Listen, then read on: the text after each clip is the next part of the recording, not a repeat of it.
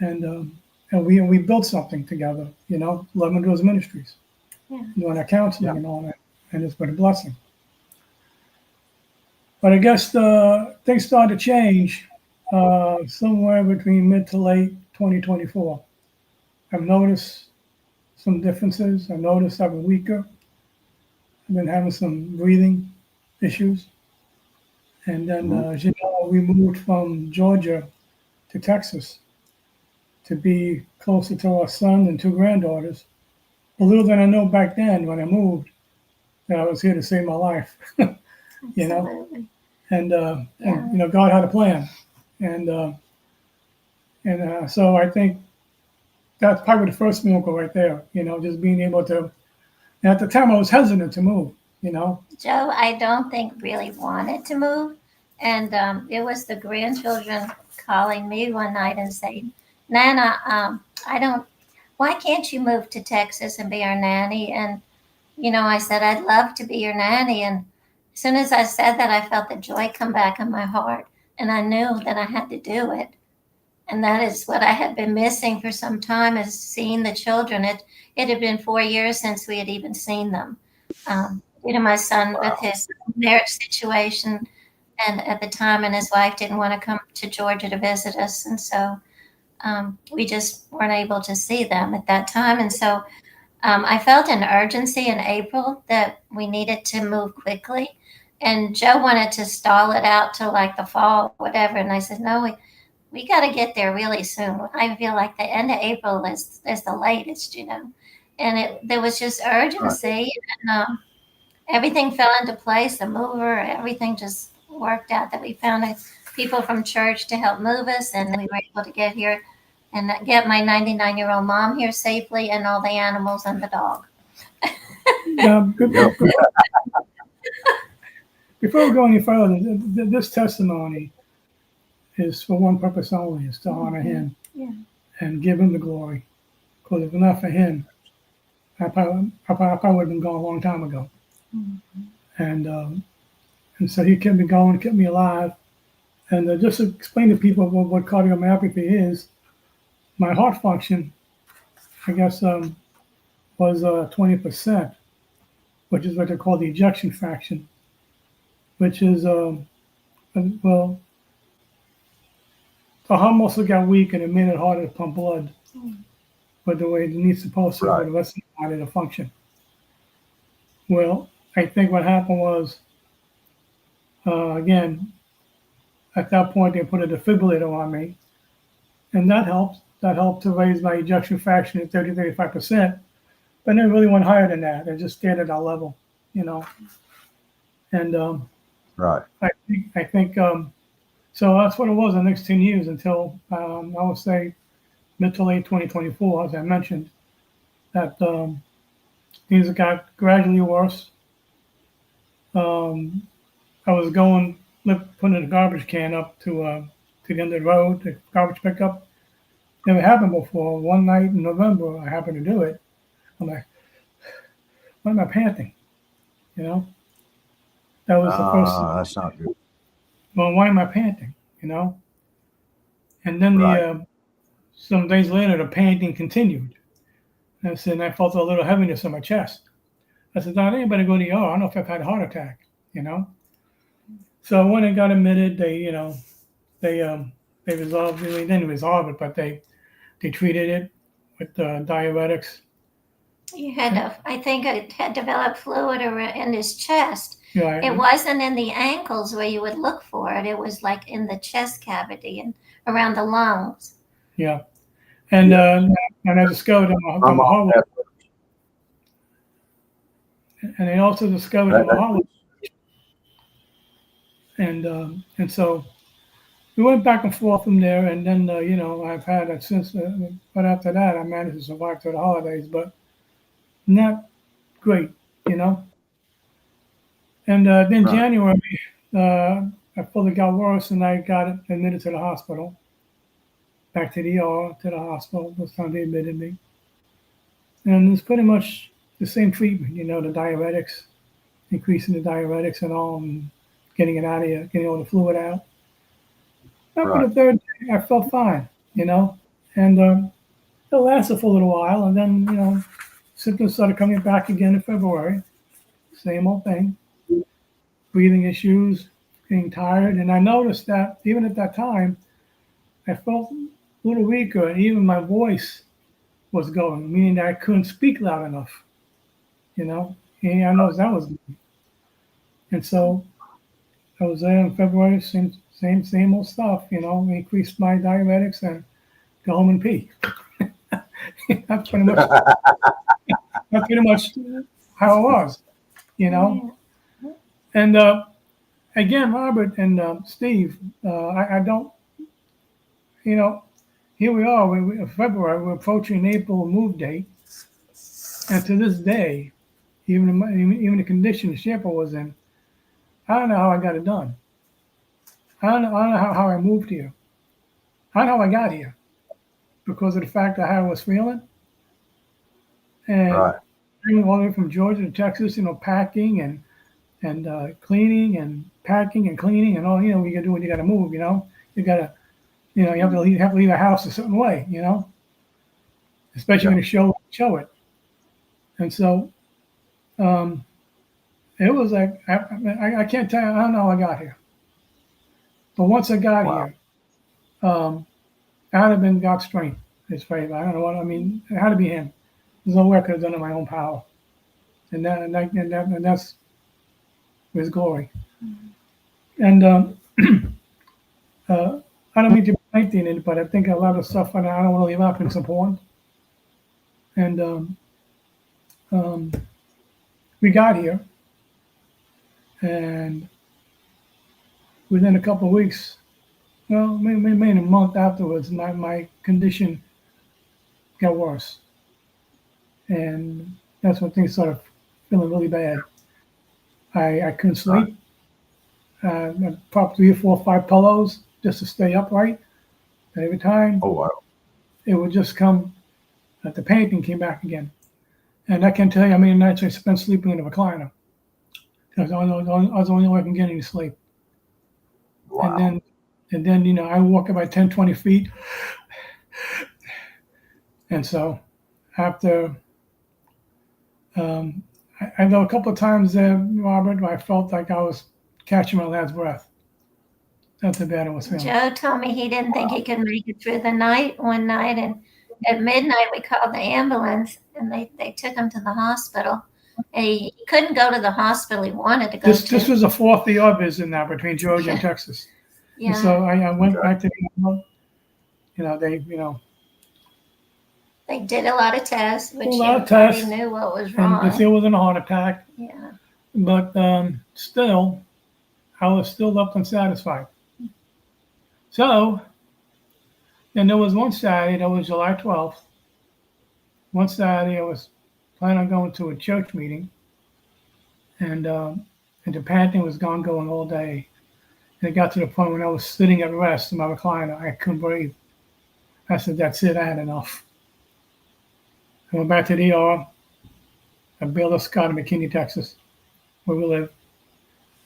And I says, "I'm not leaving here. You're going to have to admit me because I've gone through this plenty of times. I'm tired of it. We got to get to the root of the issue with what is going on because I just can't take this anymore." Diuretics and cutting it, okay? Yeah. I last a couple of days and I'm back to like, something's not right here. We need to get, deeper study. well, I called our Well, cardiologist. I was in the hospital Yeah. for about 3, 4 days already.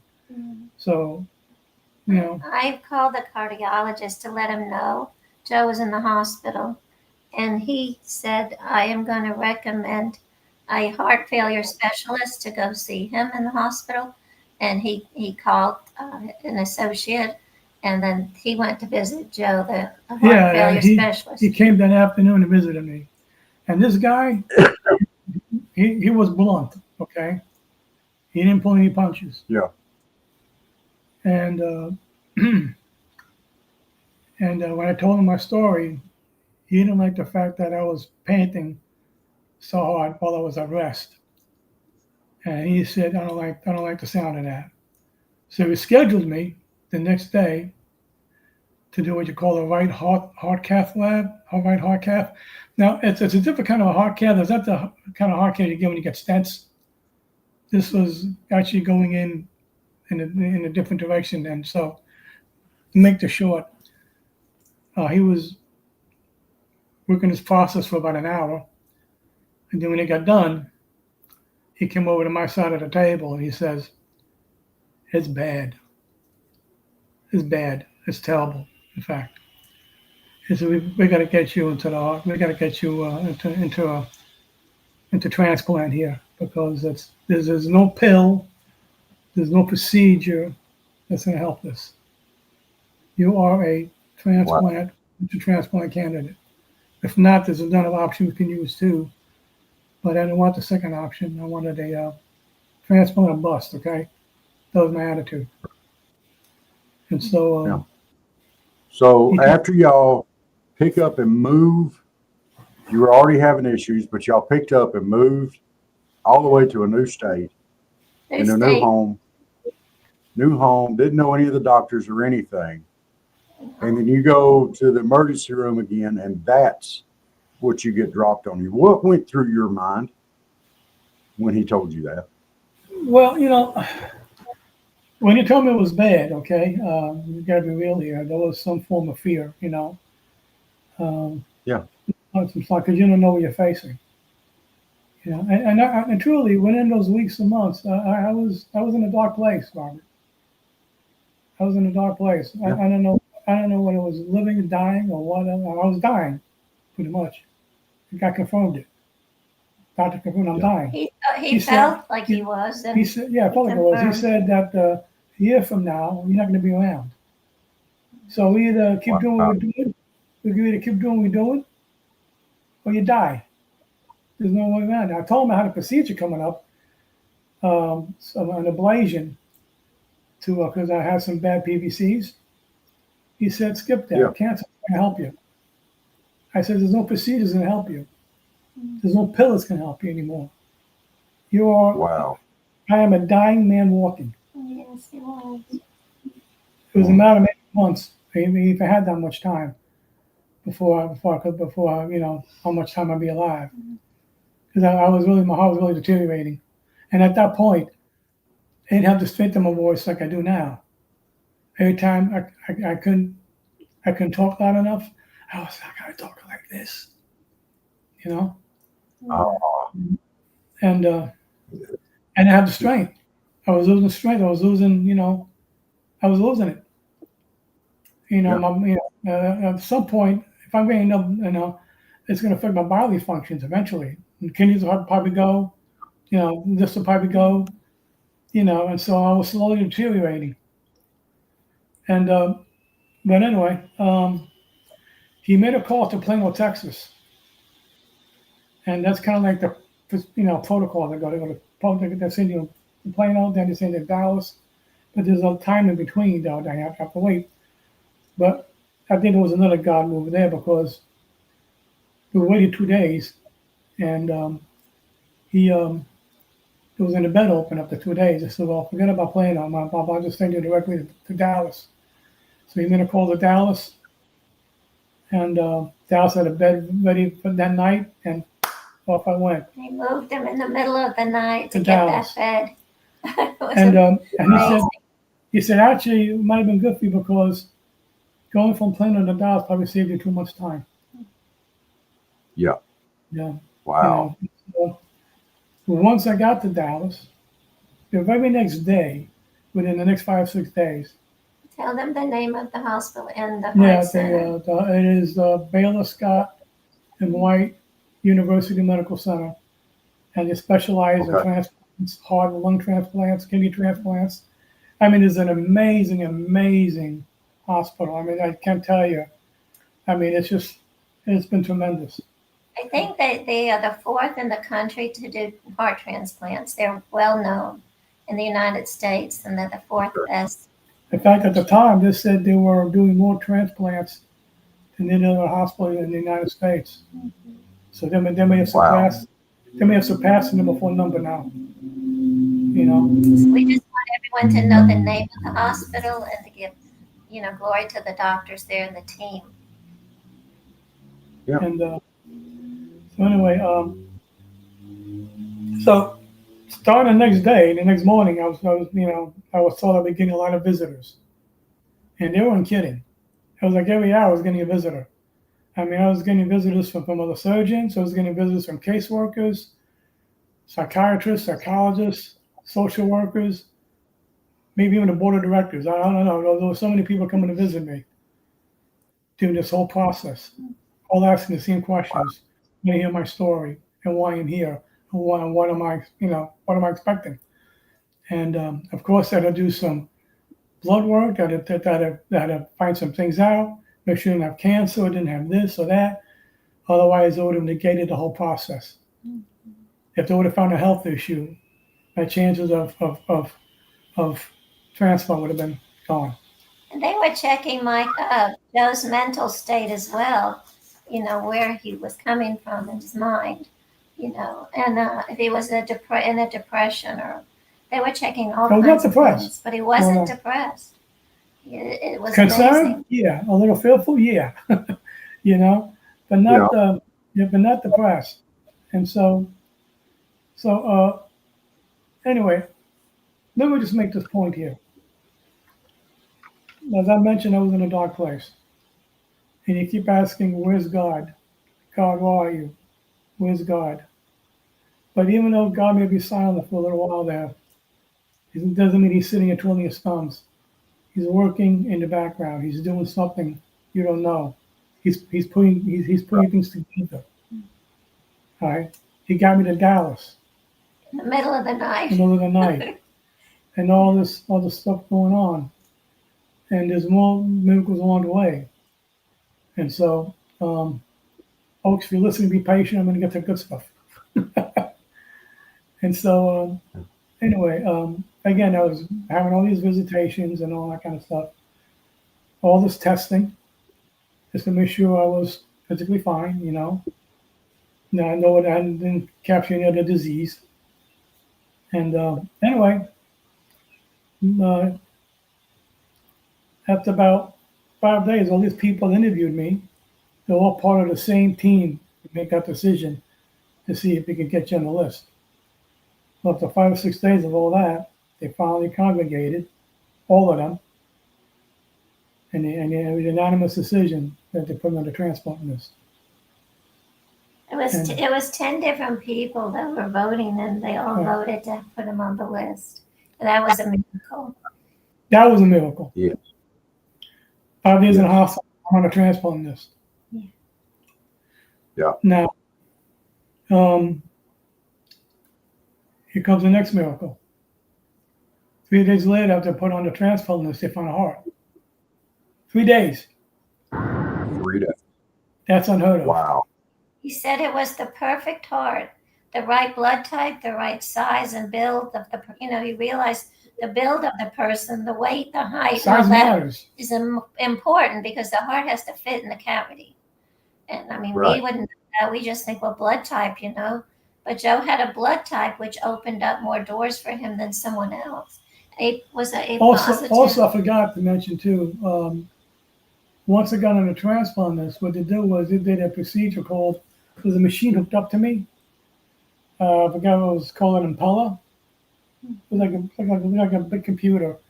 There was a thing hooked up to me, telling my breathing. They said this will help speed up the process as well, of gaining your heart.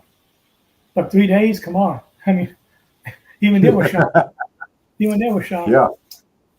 And they did the surgery at 10:30 at night. And so after 10:30 at night. And so after they got the heart, They picked it up at the airport. about 2 days they scheduled the the transplant on July 29th at 10:30 at night. Mm-hmm. And so Wow. Mm-hmm. years ago. And they took him down early. They had him all opened up and ready. And they sent me a text that we've gone to pick up the heart at the airport. And I was thinking, oh, Oh my God, and that they kept me posted through text messages through the whole thing, and I was So, just amazed. so I had the surgery, and I was in the ICU, and I didn't wake up until 3 o'clock Wednesday afternoon. They kept him sedated for a reason. They told me that, you can come in, and I gave him a kiss and I gave him a hug, and they said, we're just going to keep him sedated, just for a little while, and probably tomorrow afternoon we'll bring him out of it. So, And so I did get Yeah. out at about 3 in the afternoon Wednesday. And I guess I was going tell to, him what you wanted to eat. The first thing you asked for, was it a pizza? a pizza. He wanted a pizza. He was hungry. I Hey, you had earned a pizza. The whole Pizza. thing. I didn't, but they wouldn't give me a pizza. But my No. son got him a pizza. Well, that was Pay yourself later. that was a couple of days later. But anyway, this one, the one I'm going to tell you now is that, okay, Wednesday afternoon and Wednesday night now. It was kind of late, 10:30ish, 11ish. And one of the heart transplant doctors who works with the scene group came, did his rounds, his visitations, and he came to ICU, and he came to my room. And he came to look and measure everything, how things looked on the screen, and how the waves look, and how the heart, all that kind of stuff. I'll never get this guy's face. When we went to the screen to look on the screen what was going on, his eyes got big, his jaw dropped. He said, "Wow." So I asked him, "Is that a good wow or a bad wow?" No, this is a good wow. This is a good wow. He came over to my side and says, "Your numbers are fantastic. Your heart's going." I mean, we're not supposed to see it until maybe 5 or 6 days later. And Oh, man. you're like 5 days ahead. And so I can't keep her in ICU. I have to release you out of ICU, put you in a private room. And that's what The they night did. after the surgery. The night after the surgery. So I stayed in ICU for a full day, and then I was sent to a room. The on 10th Friday. floor. Yeah, The 10th to floor. a regular room. A regular room. The man saw a miracle Wow. on the screen. Okay? Oh. He saw a miracle on the screen. He said, I'm not supposed to see it until 5, 6 days afterwards. Everybody was talking about Joe. He brought so much excitement to that floor. Everyone was coming in to see this miracle They were patient, calling me a rock star. the rock star. Because everybody's talking about you. He was famous. I mean, because the recovery process was so quickened that the doctors and non-visitors were shocked. I know one thing Joe didn't mention was when we found out, because there were maybe 6 or so heart doctors, and when we found out we didn't know which of the one were going to do the surgery, and then we want to give you the name of the doctor that ended up doing the surgery, Dr. Raphael, and Raphael, and I said, "Wow, it's an angel." Well, Raphael if you look, there are 3 archangels. three You got archangels, Michael, Gabriel, and Raphael. and it was Raphael. Those Raphael is doing the surgery. It's like God was sending me a code message. I felt so at peace that Raphael was doing it. His name, I felt, wow. God's even sending an angel to do the surgery. And I can't get better than I looked that. up what Raphael meant. That had something to do with healing and medical. Yeah. And so, and it fit right in. You know? Yeah. And this guy was a little short guy. You would never even, it wouldn't take a second look. He was so little and he was so humble and, it He was had these just big glasses. big glasses. I mean, But he was, it was but he amazing. told me you got the best. So, Yeah. and anyway, I just thought I thought it was a message from God. And that, the surgery was supposed to take at least 4.5 hours. He was done in less than 3.5. And the doctor told me it was a perfect fit. I mean, everything was just a perfect fit. And so it got Wow. done even quicker than he thought he would. And then from that point on, I was in recovery. I was recovering well. I was on my feet. I was walking not too great, but I was walking. They had him walking around the floor. And Yeah. when my leg with his poles. My legs are weak, of course, from being laid up and all that. But to make a long story short, I'm telling you the story because, again, to give the glory. But to those of you who are in a dark place at the moment, you feel like God's not listening to you, doesn't mean they're doing anything, okay? He's working behind the scenes. He worked behind the scenes in my situation. As soon as I got where I needed to be, things started moving. God was moving. He was showing me signs and wonders. He was showing me even the name of the doctor. He was showing me stuff. I mean, this doesn't happen my own self. Something supernatural is Right. going on. And we all knew it was something. God had his hand in this thing. Because you don't get a transfer list in 5 days. You don't get a heart 3 days later. And a part of me, the human side of me also felt bad because, here I am. I got this heart 3 days. Yet there's still people waiting for transplants. I'm like, why am I so special? For a long time. Why am I getting this fame? You ask yourself this question, and you start feeling bad that the other ones have to sit and wait. I mean, I don't know the answer to that. I don't know why he was quickening me. And unless he's got, I don't know what he's got in store for me to He's do. not done with Joe yet. He's got something important for him to do. Well, I just don't know because, and things just started moving, and I ended up being in the hospital for 33 days from the time I entered McKinney to Dallas. I was discharged on August 15th, and I've been home ever since. And been recovering and getting better. And he had home health for about a month. They came in like several times a week, and then he had some physical therapists come in and help him a little bit with exercise. But Joe's been doing a great job. He's actually able to walk a block, like down the block and back. I mean, at a slow pace, but without holding on to anything. He's doing it with his own legs. And now, 2 months and a couple of days after surgery, they gave me the okay to go back to church. Told me as long as you wear a mask and some hand sanitizer, you're okay to go. And now they even gave me they told me I can drive now. He can, but not to Dallas. Wow. No, I'm not going to Dallas. Only local. Yeah. Not on the loop yet. Yeah. No, you don't want to drive in Dallas. That's going to stress you out. I'm never. Well, I need a little more time for that. Yeah. But anyway, I'm getting my sense of independence back, and this is over in a short amount of time. I mean, I can't explain it. There's no words for it. All I knew is I have to give God the glory because His hand was on this. Yeah, it was weary from November until I got here, and wondering what's happened to me, how I'm gonna survive. And God just completely turned it around. I'm like this. And, and again, the doctors and nurses at the hospital were shell shocked. They couldn't believe it.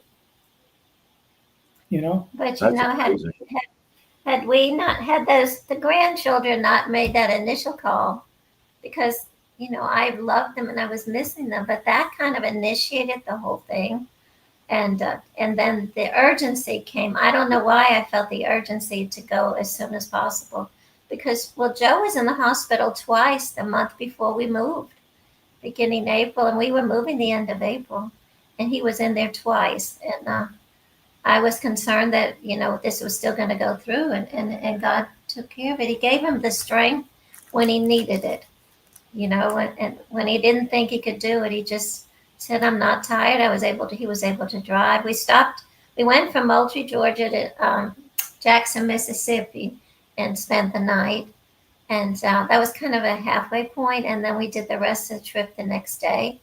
So, but he was able to pack things and drag them around. Before we moved, he dragged them, and then we finally just left it there for the movers, and we said, well, let's just leave it in each room. You don't need to be dragging anything around. But he still continued to pack, and he still kept working, and even up to the day of the move, helping me. So. I don't know how I did it, Bob. I really don't know how I did it. It had to be God. But the Bible says that God will give us strength. I look back on it. I know I got here. in my physical Well, strength. I will say this. Now we're scar twins. Because I had a triple bypass, which is nothing like what you went through.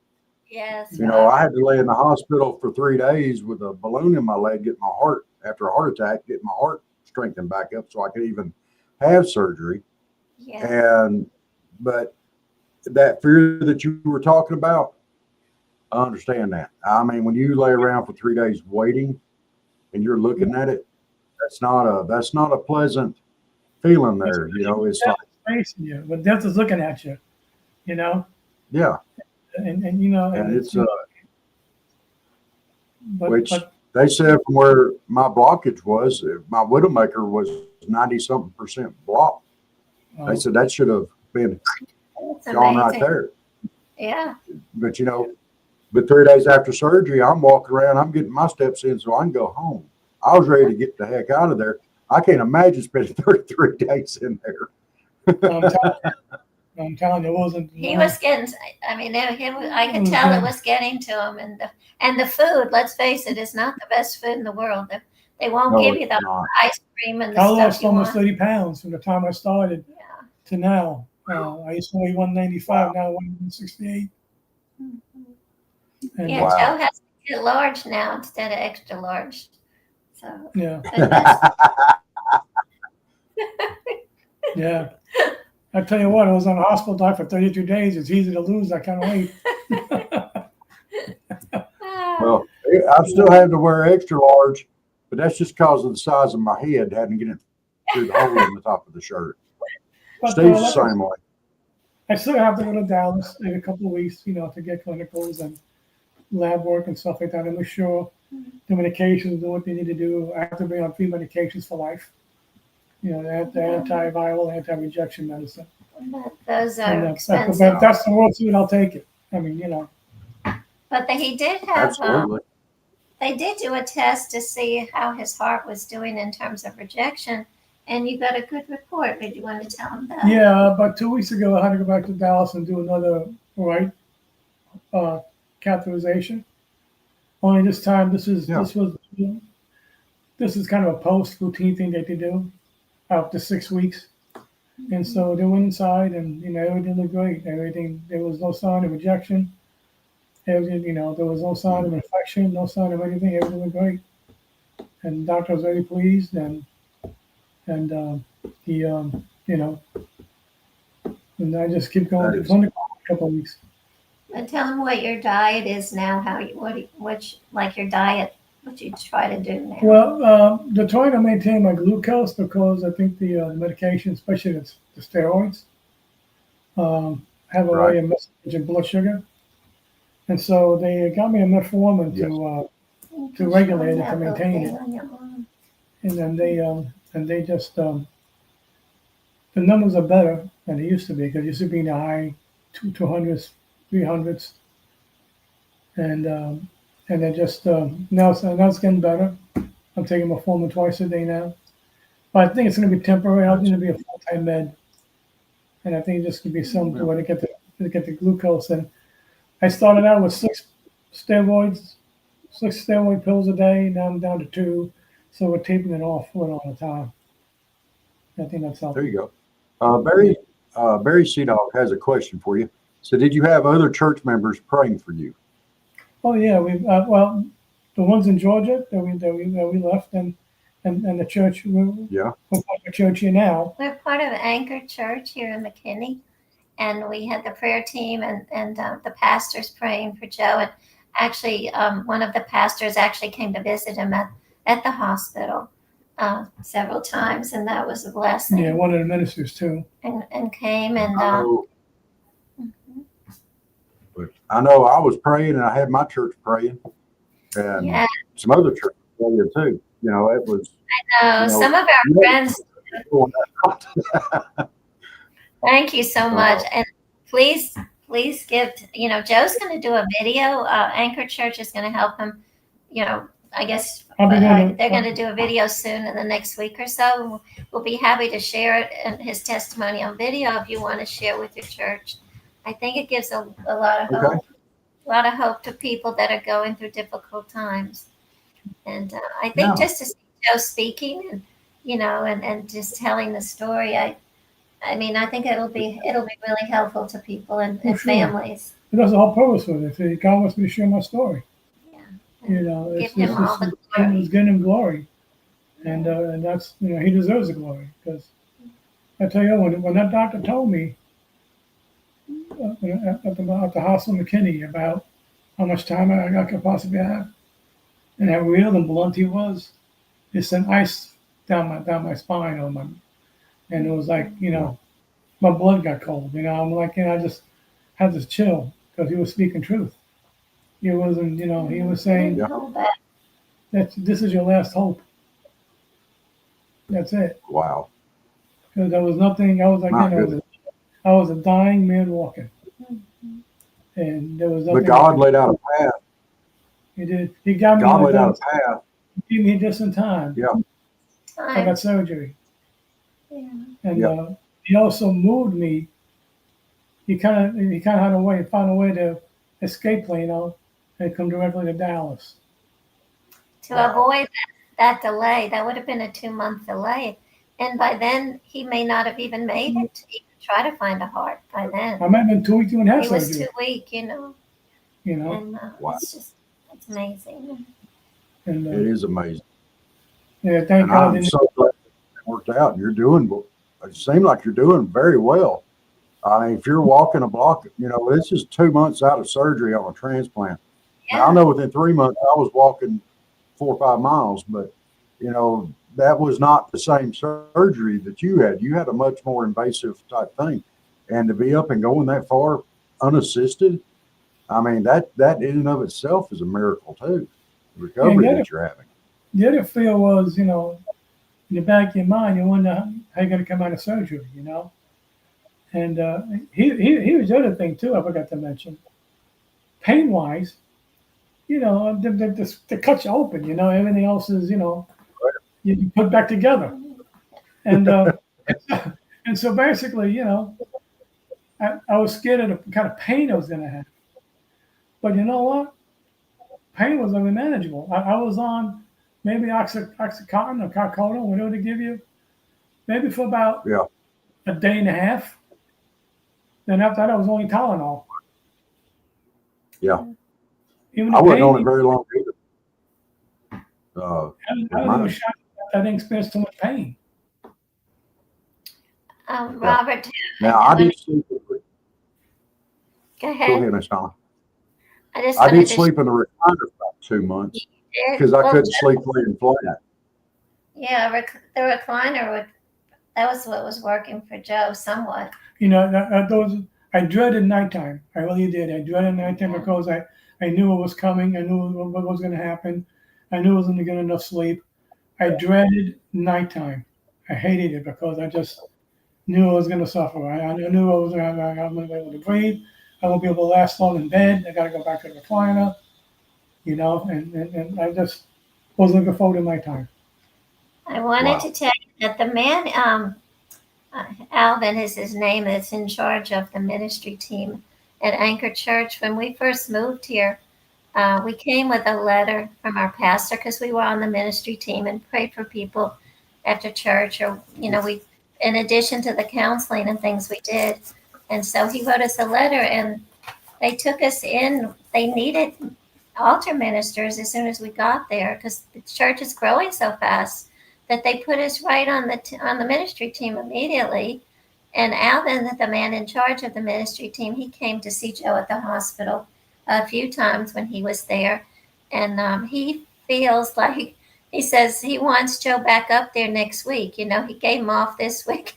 He said, but I don't care if you wear a mask, you get back up there and you'll be on the ministry team this week, because he really feels that what Joe went through, that he's got a healing touch that he needs to put out there and pray for people, that because God is going to use him to heal people. So Joe is going to we're going to get back up there this coming Sunday. And we want to see what God's got, what he's going to do. And I really think the most important way to heal yourself is by praying for other people. And, just being there for other people and helping them get through their struggles. Because to me, that is a healing for ourselves as we try to minister to others. Yeah. Yeah. And that's what we enjoy doing anyway, praying for people. Yeah. We enjoy doing that, you know. And we started counseling again the last couple of weeks online. We're doing some premarital counseling for a young couple that's getting married in October. And so we do six sessions for premarital counseling, and then we send them a certificate and we get it notarized, and they use that to go get their marriage license. So I think I think this is something He's most got us people working don't. again. He's got us moving. He's got us working again. Yeah. And I think that's Yeah. the direction he's taking us. He's not. He didn't do this to keep us idle. And it's like, oh, okay. No, it's like God he said. laid out the path. He laid out the path. You went through and did what did what you needed to do. You got fixed. Now get back to work. Yeah. And so yeah. It gives us a lot of joy because Yeah. hey, we learned things the hard way when we got married. We didn't go to any counselors or whatever. We just we worked through all the problems. But if we can help young people avoid some of the trials and tribulations that we went through and waste time on a lot of nonsense that could have been taken care of up front, we feel like we've done our duty. You know, that we've Absolutely. used our problems to help other people avoid doing the same I thing. just want to send a message out there to the people who are watching. Again, I mentioned this before. You know, I was in that dark place. Robert, you were in that dark place too. I mean, we're all in that place to where the devil's playing mind games with us. You know, but that's where he likes to work. He likes to work up here. And once he's got you up here, he's got you. You know, and so I resisted those negative. You know, but still it was hard because again, you keep asking. You know, I feel I have so much more to give, and then to exit out of this life so soon. I feel like my mission wasn't accomplished yet. I haven't accomplished what everything seems so premature, you know. And Yeah. just to let you all know that if you are feeling that way or you feel like please, God is not ignoring you. He is behind the scenes working things out for you. You're not alone. You are not alone. Listen to me, folks. You are not alone. It may seem like you're alone or people don't care or whatever, but God is always by your side. Even though He's not answering you, He's listening to you. He knows what you're going through. Even though you don't see anything happening, when the time is right, when He's got to move, He's going to move on your behalf. That's what happened to me. Yeah. Prior to July 29th or July 12th, I was like, where's this thing going? You know? And I was taking these gaps for air.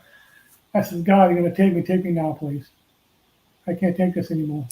Oh, and You know? you know what was difficult too is because Joe had to sign all these legal papers.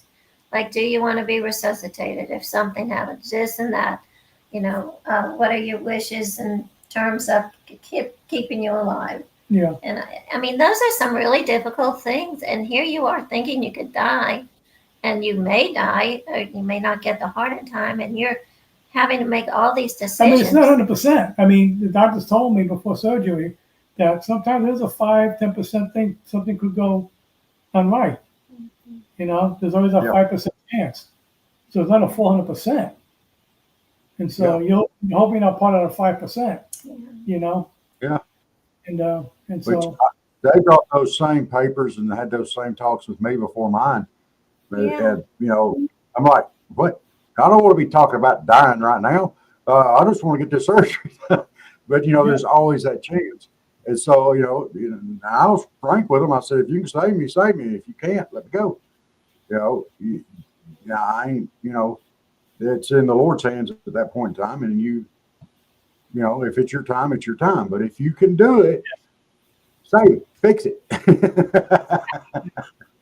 That's But right. sometimes you just wish, I often ask myself the question, why God chose me to go on this path where he could have just said a word to heal me like that, you know? Yeah.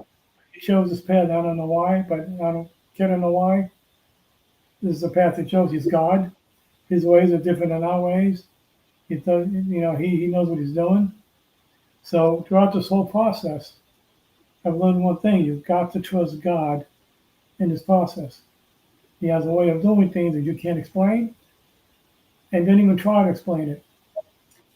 Just move along in the path He's got you, and you just continue to trust Him, because trust is the biggest thing. Is the biggest thing. You would trust Him enough to have you walk you through this. Yeah. You But know. what I thought about it, Robert, is the disciples, they were abused, they were beat, they were stoned, they tried to kill them. They went through so much torture, but they did not give up on their mission. They kept pursuing people, telling them about Jesus, getting them saved. And I think with Joe, perhaps he went through and he has all these scars on his chest. I mean, he looks like he was in a battle, like in a war. I mean, there's scars everywhere on Yeah. his chest. You got this one. You got the three. Yeah. You got the three drainage scars. You got the ones on the side. Yeah, I'm with you. I got one here. I got one here, and I got the big one in the middle, and I got two here where they had the tubes. Yeah, right. And the neck, he Yeah, had I had two three down there.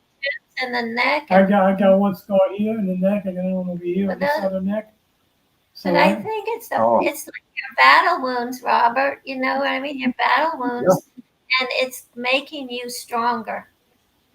God puts you through these things to make us stronger, it's all part of the story. and to mold us into what we need to be to get His mission done. And so, I mean, Joe is a trooper. When I saw those tubes in his neck and he couldn't even move, I just cried. I mean, it was terrifying to see that, but he got through it like a trooper. I mean, I was just proud of him and amazed how he got through all that. Barry's And being alone. got another comment. Yeah. Barry's got another comment here. It says a lot of hospitals and insurance companies would like to simply write you off. It's a blessing that God would never write you off. And Amen. You're right about that, Barry. That is That is great. But Yes. But this hospital that was in Dallas, Scott University Medical Center, they really do what they can to keep you going, keep you alive. A lot of times it's not in control. Sometimes it's just but they had an amazing staff of doctors and nurses. I mean, I was like the best of the best. And they were like, they were all great. They were all supportive. They were all, they were just all consistently great. And they all did their job. And I mean, this Dr. Raphael we talked about, he does 4 transplants a day. Wow. He's a doctor at 10:30 at night after doing 2 or 3 transplants. In the course of the day, was working at 10:30 at night to do another transplant. Wow. And he sleeps in his office. He finished one at 6:30. He finished one at 6:30 that day. He took a 3-hour nap and was ready and refreshed to do mine. I mean that's you gotta be a special kind of someone that even the nurses I met, you gotta be a special kind of someone to do the work you're doing because it's so demanding. There's so many patients. And so, you gotta be you just can't you gotta be a special someone. It takes a special person to do what they do.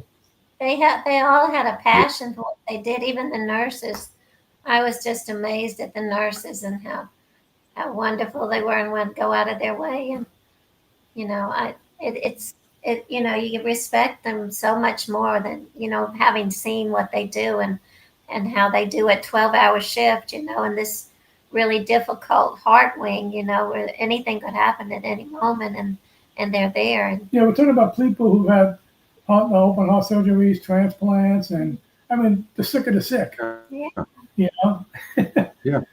And they are, and then dedicating themselves to 12 hours a day doing this kind of work. and the doctor doing 4 surgeries a day. I mean, that's got to be a special kind of someone to be able to do this. Yeah, it is. You Well, there's Dave popped up in here. I think he wants to say hi. I Give do. him Hi. a big old. See you. The salute. I think you're muted, Dave. Well, I was just trying to be quiet, but it's good to see you. I've been listening. God bless you both. Thank you. Thank you for having us Good to on. see you again. Anytime. Glad.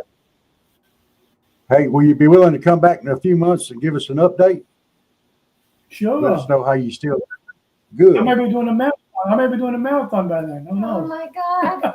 Absolutely. Yeah. I don't, this is Well- strange. When we left Moultrie, a lady friend of mine, she's an older lady, and she called Joe the Bionic Man. And this is before she knew anything like this was going to happen. But she just said, Joe, you're going to be fine. You're the Bionic Man. Don't worry, And so she just is so amazed at all he's been through. But she said she wasn't surprised, And maybe a couple of days after surgery, I noticed differences already. I could actually lay on my back for hours and not have a breathing problem. I could breathe normal. Then my voice got stronger, and I didn't have this fog around my head like I had weeks before the surgery. And I noticed all this improvement already 2 or 3 days after surgery. And it was just, Yeah. and get this, my ejection fraction, remember I was telling you earlier, was at 20%. The other one was no higher than 30. My ejection fraction today is 65%. I don't think I ever had a 65% in my life. Yeah. That is so cool. I mean, it's just That is amazing. some blood's flowing everywhere. I mean, And he doesn't look blue. I mean, his color was blue. I mean, seriously, he has his complexion is ruddy and he's pink, and you can see he's got good blood flow. And his whole face was. I mean, his color was like grayish purple. Really like bluish. It started looking really bad, and it was all because of the oxygen. So yeah. and we're grateful We that are very, very, you have us very, on, and very we will do it again sometime. yes, we're very glad y'all are able to come on tonight. And we're not going to keep you too long. We know you're still recovering and you still need to get plenty of rest. But would you mind Okay. closing us out with prayer? Yes. Sure. Heavenly Father, we thank you for the time together, for giving me the opportunity to share my story and your story as well, Father. For this, you were behind the scenes and everything that happened within my story. And I'm thankful, I'm grateful that I'm allowed to share my story to others, to give others hope, to give others comfort, to know that you are God. And you never will leave us or forsake us. You're always with us every step of the way, Lord. Although we don't see it, we don't hear it, but you're always behind the scenes working on something, Lord, on our behalf. And then when it all comes together, we see and know that it was you, that your hand was in the situation. And your hand continues to be in the situation. And I pray for others, Lord, who heard my story tonight, that it has given them hope, it's given them to trust you, and to know that you love them, and you care for them, and you want what's best for them, Lord, because you are a loving God. You're a loving and merciful God, Father. Your ways are new every morning, Lord. And I just feel thank you, Father, for a second chance in my life. Maybe down the road it all makes sense to me, but I thank you, Father, that I can share this. And I pray for others, Lord, right now listening, whatever they're going through, that they will trust you and they'll believe in you and have the full faith in you, Lord. And I thank you, Father, for this opportunity tonight to share my story with these gentlemen. And I pray for their ministry. I pray for them, Lord, that they'll continue to excel in what they do. Their viewership would rise, and they'll continue to keep busy to advance your kingdom. And we thank you, Lord, for this in Jesus' name. Amen. Amen. Good night, you all. Amen. Good night, y'all. Thank y'all for coming on. We will get something set up here to month or so, and we're going to have you right back on. So, Okay. Thanks a lot. Very Thank you for good. having us. God bless you God all. bless you. one more Bless comment for you. He said you got a lot of grandbabies counting on you. All right. Yeah, I do. God bless you. You too. God God bless you bless you. all. It's a pleasure to see you all. God bless y'all too. We'll see you soon. Okay, All right. bye-bye. Bye-bye. Bye-bye. Bye. I'm going to do, all right, I got them pulled down. And then we can do this, maybe. Ha-ha. Oh, I get to be a rose between two thorns now. Hey, that is an awesome and amazing story. You know, God laid that path out, and so many things had to come together at just the right time and the right way for all that to happen. And that's an amazing story. So, yep.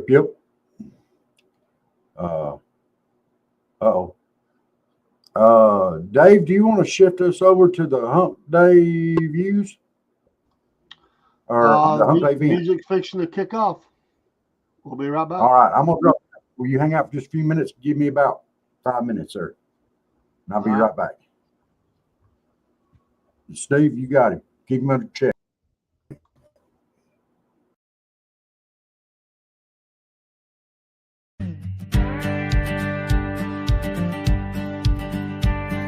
Hey man, I just want to tell you about this new country show where everybody gets to vent their frustrations about whatever's got them down. Here's how it goes. It's a Southern Fried Vent Show where everybody can vent out their frustrations. Come on down if you got something to get off your chest. It's a Southern Fried Vent Show where everybody can vent out their frustrations. And if you're not satisfied, then don't come back. This woman told me the other day that her boyfriend didn't text her back. She was mad about it. And I said, you know what? You need to go on the Southern Fried Vent Show. You can talk about it all you want. Here's what you need to do. You need to get on the Southern Fried Vent Show where everybody can vent out their frustrations. Come on down if you got something to get off your chest. It's a Southern Fried Vent Show where everybody can vent out their frustrations. And if you're not satisfied, then don't come back.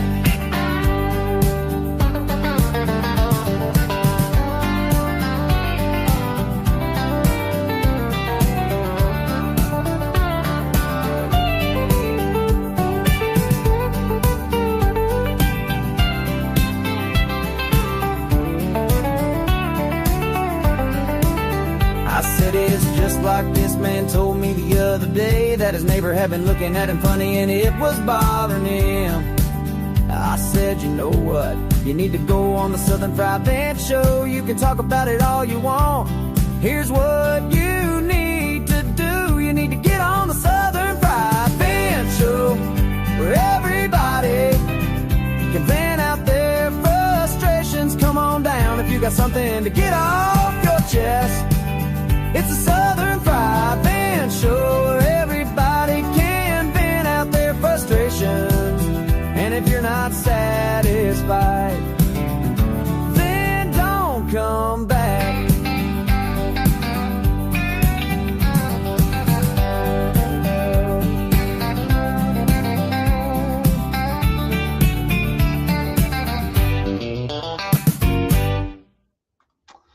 All right, welcome back, Southern Fried Vent Show, and Steve is lurking around, and Rob is will be back in a minute. But it's good to be here. How you doing, Steve-O? Oh, I'm doing as good as I can, man. I hear you, man. Hey, I like the chair. It's the first time I saw it. I like the new setup. You're looking good, profiling and styling and all that stuff.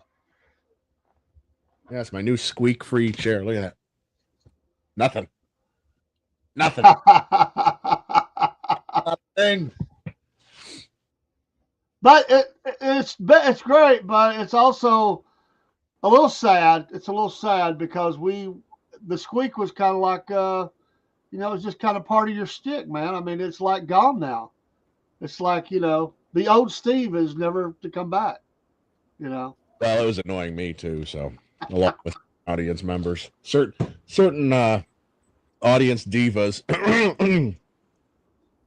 Well, there are those that complain about everything. I mean, But even yeah.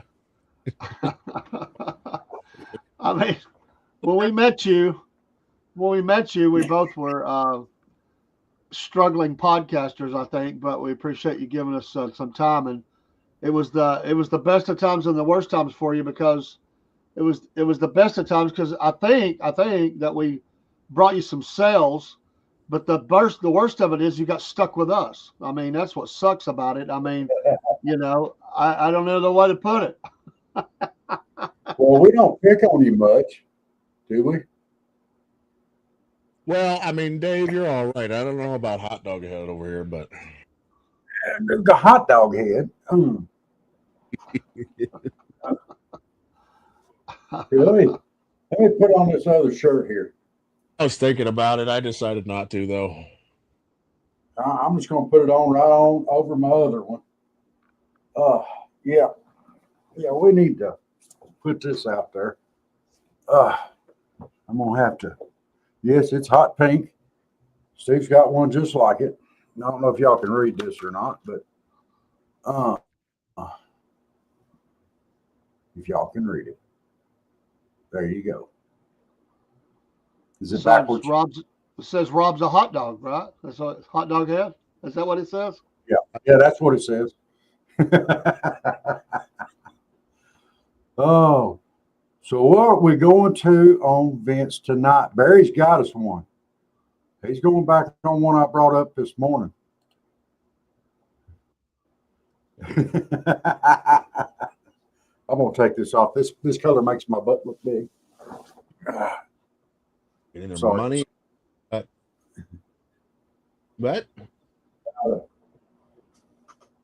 He says, I want to get started with what Rob was said earlier today, is have senators and representatives getting their money, their pay cut for not passing, not doing their job. As part of their job is to pass these budget things, and they're not doing their job.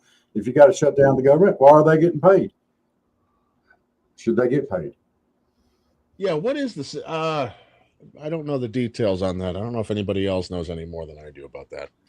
I know why there's a government shutdown going on over that. It's just like he said, they're not passing the budget. But does anybody know why they're not passing the budget? The Democrats they want some of the Affordable Health Care Act refunded to the tune of about $1.5 billion, I believe, or something like that. I didn't want to assume it was the Democrats dragging their butts, but I figured I'd at least give them the benefit of the doubt, at least for show. Yeah.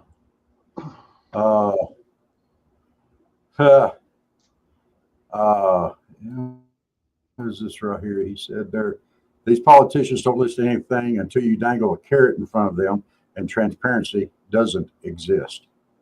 They've had too many carrots. They're so horizontal in them chairs. Look like beanbag chairs on top of other chairs. Yeah. More it's stick. Crazy.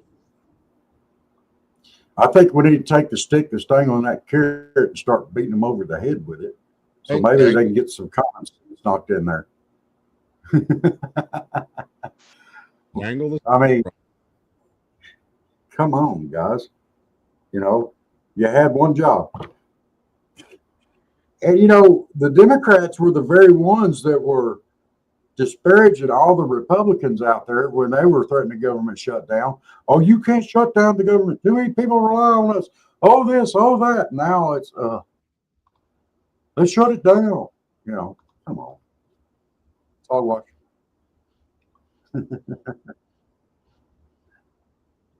Barry said I can go to whitehouse.gov and complain there, I guess.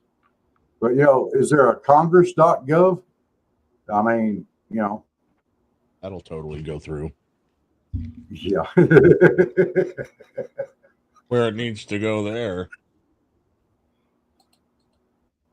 Oh, that's another interesting comment there, Barry. When a drug test for all senators and representatives working in our government. Yeah. I think we've talked about that before. I think that would get it.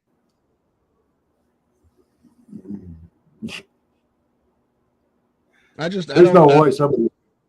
I don't think Senator Congressman and everything doing drugs is really that much of a concern. I think they're drinking the Kool-Aid. If we had a test for drinking the Kool-Aid, it'd be a different story. But as far as recreational problem, you might pop off one or two, here or there that were, and even like weed. Well, then again, weed is still federally illegal. State-wise, it doesn't matter, but Yeah. or at least in most states. But yeah, you might get somebody, but I don't think it's really going to do anything. Not like the 80s, No. Power No. car, windows, power tie, powdered power, nose torque. Yeah. You had the powdered sugar under your nose. Oh. We're eating a lot of donuts in Congress back then, and on Wall Street.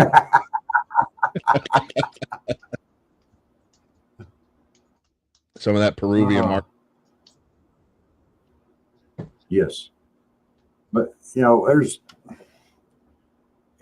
there's a lot of stuff that's going on right now in the country and the world that we complain about. We got vent about, we've got, the government shut down. We've got, and one side's blaming the other side. You remember, I seem to remember a time when we were Americans, and we weren't just Democrats and Republicans, but we were Americans, and we had a common bond, and we were proud of our country. But that doesn't seem to exist as much anymore. It's like it's on one side, and the other side claims to. But actions speak louder than their words, and their actions are saying they don't give a crap about America. Well, the classic trope that if a society has the first world problems and the white people problems and blah blah. Yeah, I was having issues to that. Like earlier today, I was emptying out my garage, and it hit me. I grabbed this water bottle. When you leave a bottle of water, like it rolls around in the minivan or whatever for a couple of years, you just can never. By the time you finally get to it, it's got caked mud on it, and it's kind of flattened. Somehow it got flat, but it's still sealed. And it's like crinkly, plastic feels thin, and you just want to get rid of it. You're not going to drink that because it just feels gross. The water is pure as the clouds, but it's like ewy, And so I found one in my shop covered in mouse crap, the bottle, not the water itself. And I cracked the bottle open. I just dumped it out on the driveway and tossed it in the garbage. And on my way back in my shop, I thought, there's probably like 3 or 4 people, who would beat the crap out of each other to lap that off of the pavement somewhere out there in the world. Yeah. Tossing it because it's a nuisance to me. This nice, clean drinking water is annoying to me. I want to get rid of it. And so you have first world problems, where they say when you run out of things to actually be a problem, you look for problems. I think it's the same to say with, when you cease to be a tribe against others, you begin to divide yourself. The tribe begins to divide itself just to have someone to oppose. So we hadn't been at war, not really, with anybody for so long. Imagine September 12th, 2001. We were all united. Yeah. We all had a common enemy. And then over the years, that common enemy has become less and less and less relevant. And it's been, as far as the news cycle goes, and it's been less on the forefront of people's minds. And what's been more and more on the forefront of people's minds is red versus blue, left versus right, Republican versus Democrat. And so we've been finding our first world problems, our white people problems, or whatever you want to call them, within tribalism and labels. Yeah. Yeah. Thank you. Ed talk. Yeah. As the girl says, shut it down. It might wake some more people. Might wake up some more people. You know, and yeah, maybe it will. No, not really. There's like They said 4 they want to give money or health care to illegals. That's what it is. What it was. That is what a lot of the Republicans are saying, is that part of this money they want to give out is going to illegals and providing them health care and stuff like that. And the Democrats are saying that's not so. And the Republicans are saying, well, y'all are crazy, and you're taking them. The Democrats are, you're taking it from citizens, and they're saying they're not. It's just they see and hear what they want to see and hear. Here's The the thing. Democrats wanted to fine/tax Americans for not having insurance, but give it away free to illegals. Yeah. That's the Yeah. mentality of what Yeah. you're dealing with. Every year getting that little piece of paper in the mail that says that I was insured. Here's your proof that you were insured all year, just in case the Gestapo comes knocking on your door looking for it. Like, Yeah. why do I prove that I bought a? Where in the Constitution does it say that? Yeah. Where's that law at? I want to know the number on that law. You know, why am I being fined for something that? That's called Obama land. He writes his own rules. Well, and that seems like what the blue side wants to do. They want to make their own rules. They don't care about what rules are in place. And if there are rules in place, they look for some way to circumvent everything and get what they want, which is power. And they'll do anything for it. Which, No. to be fair, there's a lot of Republicans do the same thing. Well, They yeah. just mask it up a little bit different. But in Georgia, they are just as down and dirty on that side and many around Atlanta as anybody else. Oh, I'm don't- sure. Remember that? I seem to remember the Constitution saying that we shall not be compelled to purchase a product or service. I don't remember anything about. I don't remember it going like, you know, to establish justice, ensure domestic tranquility, provide for the common defense, and make sure that you're buying the government's product. I don't Exactly. Yeah. It's been a while since I've been in school, I'll admit. But I'm pretty sure I would have remembered a detail like that. The government should not be in business at all about anything.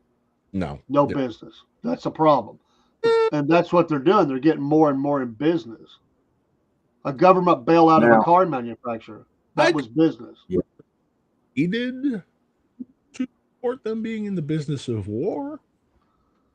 Well, I mean, like a moneymaker, which war is a moneymaker, but it's through debt. It's through debt. We need to stop being so virtuistic about that stuff and start taking some spoils of war. I love it. It makes. Oh, we were in Iraq for the oil. We were going over there to take oil. Really? You saw GIs getting off the plane with little mason jars of oil, did ya? Really? Yeah. We didn't take. That's where they filled up all them little jugs for car motor oil. That's where all those came from. The GIs each carried about 10 of them in their rucksack, and they went over there and they filled them up with oil and brought them back. Those Camelback things, little pouch Camelback. They were humping those.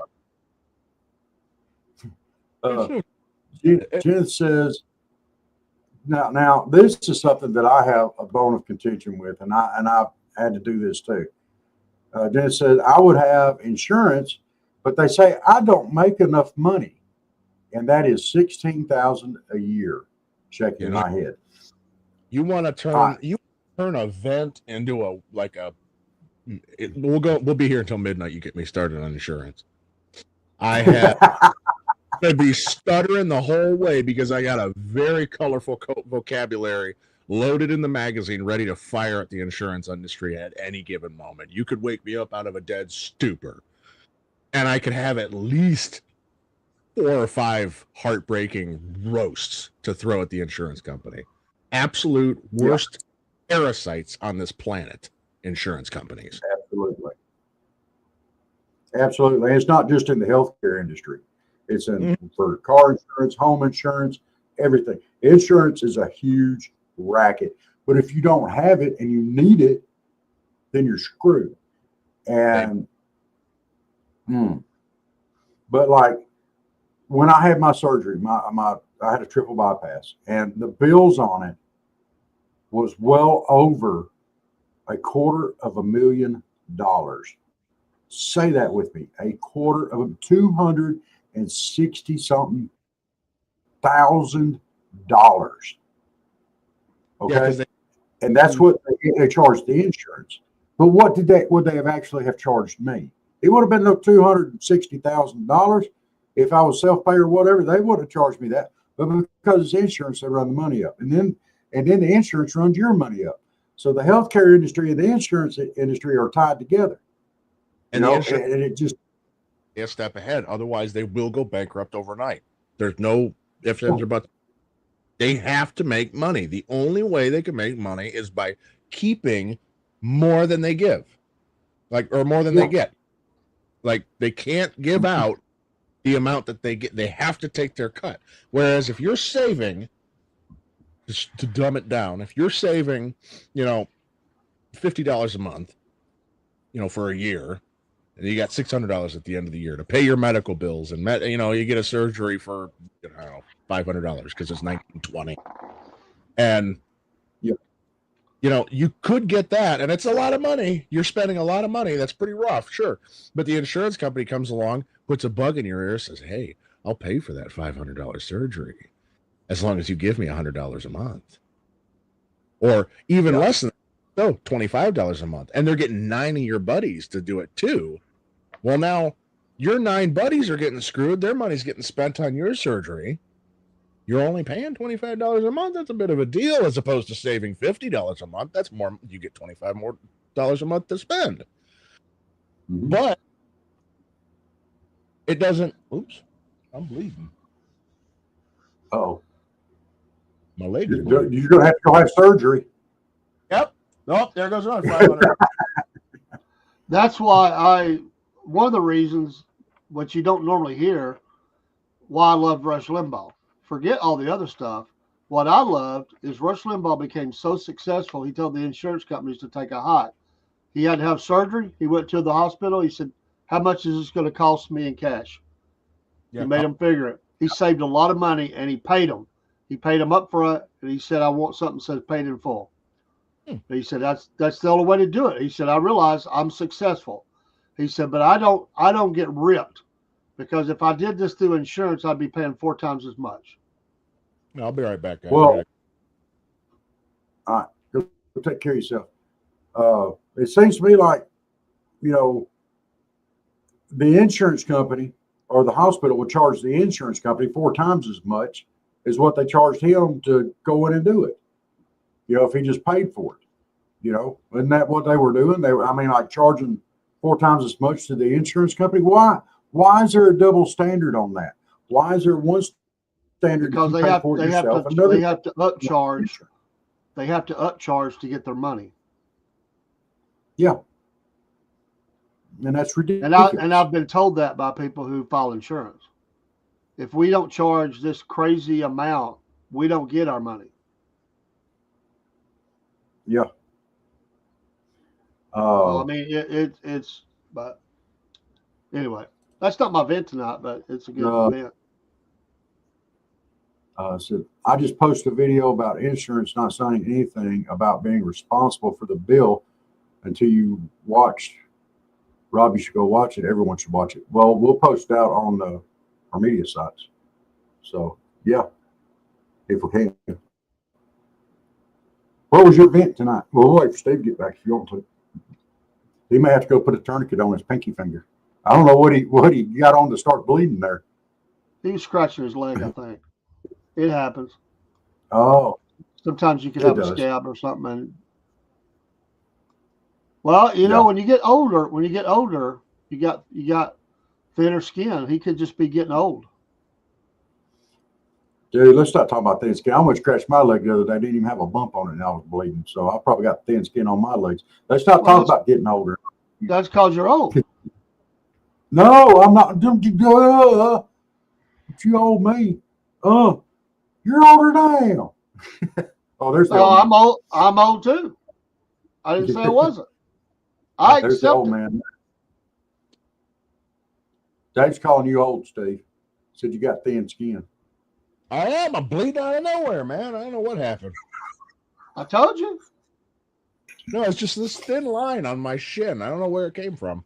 But I looked down and it was all the way down to my sock. I'm like, what the hell? That's the rest of your life, Yeah, man. you're old. You're Yeah. getting older. You're gonna have all kind of drainage going on. Well, no. Oh, dude. You should not just tell him he's going to have all kind of drainage going on.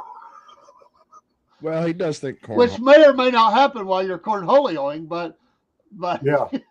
Does think cornhole is a Just bird. wait. Just wait. When you find out that that when you have to pay extra care when you poop, that's coming too.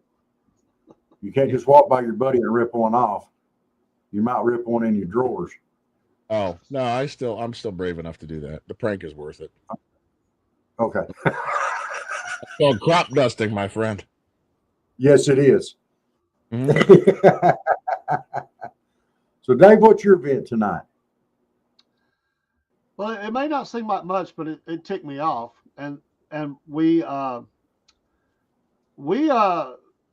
said since before the president was the president, drill baby drill, Yeah. and we're months into this administration, and I want to know why gas prices are jumping like they are. My gas jumped here by my house, which is usually the cheapest place, almost 50 cents within a day. Oh my! And that's a one heck of a jump. And what the heck is going on? I mean, we should not be seeing these fluctuations. It's ridiculous, which is going to affect everything else that we do because it affects all your deliveries and energy and everything else. And it's bullcrap. I'm sorry, I'm calling them out. It's ridiculous. Gas up from my house is almost $3 a gallon again. Boy. And Wow. that's a major, that's a big chain, and they went from like 244 to 294 within a day. Wow.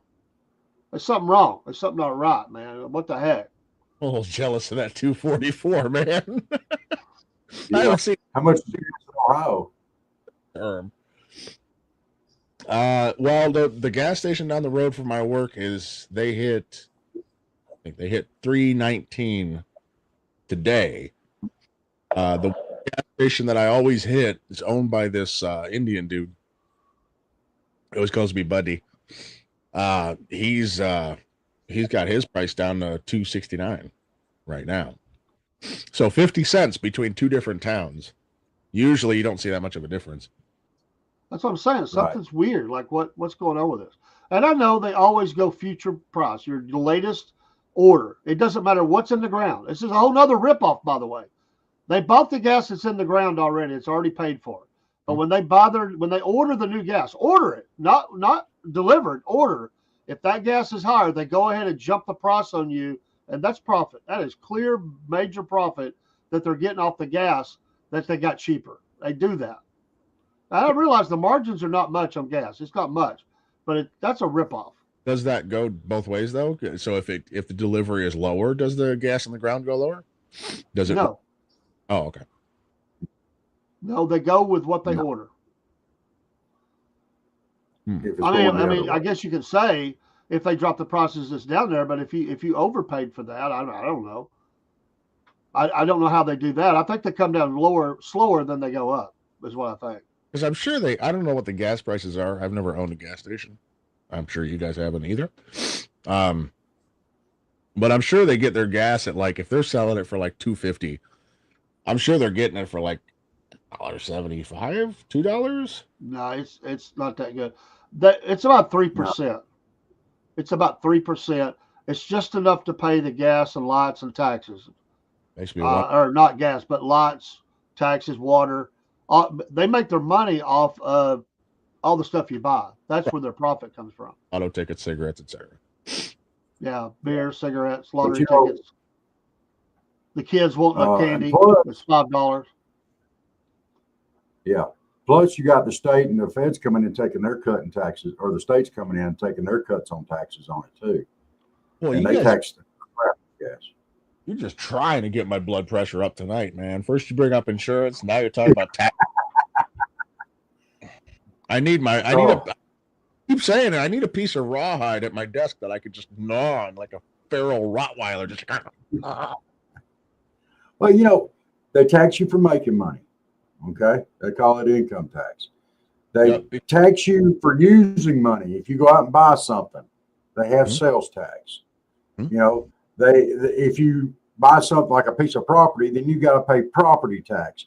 You buy a car, you got to pay all the taxes for the tags, and then you got to get insurance and all this other stuff. And you know, the government gets this cut of that too. If you're, you know, they get you coming and going. Just because you have something, you're still going to pay for it for the rest of your life. And if it's anything worthwhile, you leave it to your kids, they're going to pay for it again. You know, come on.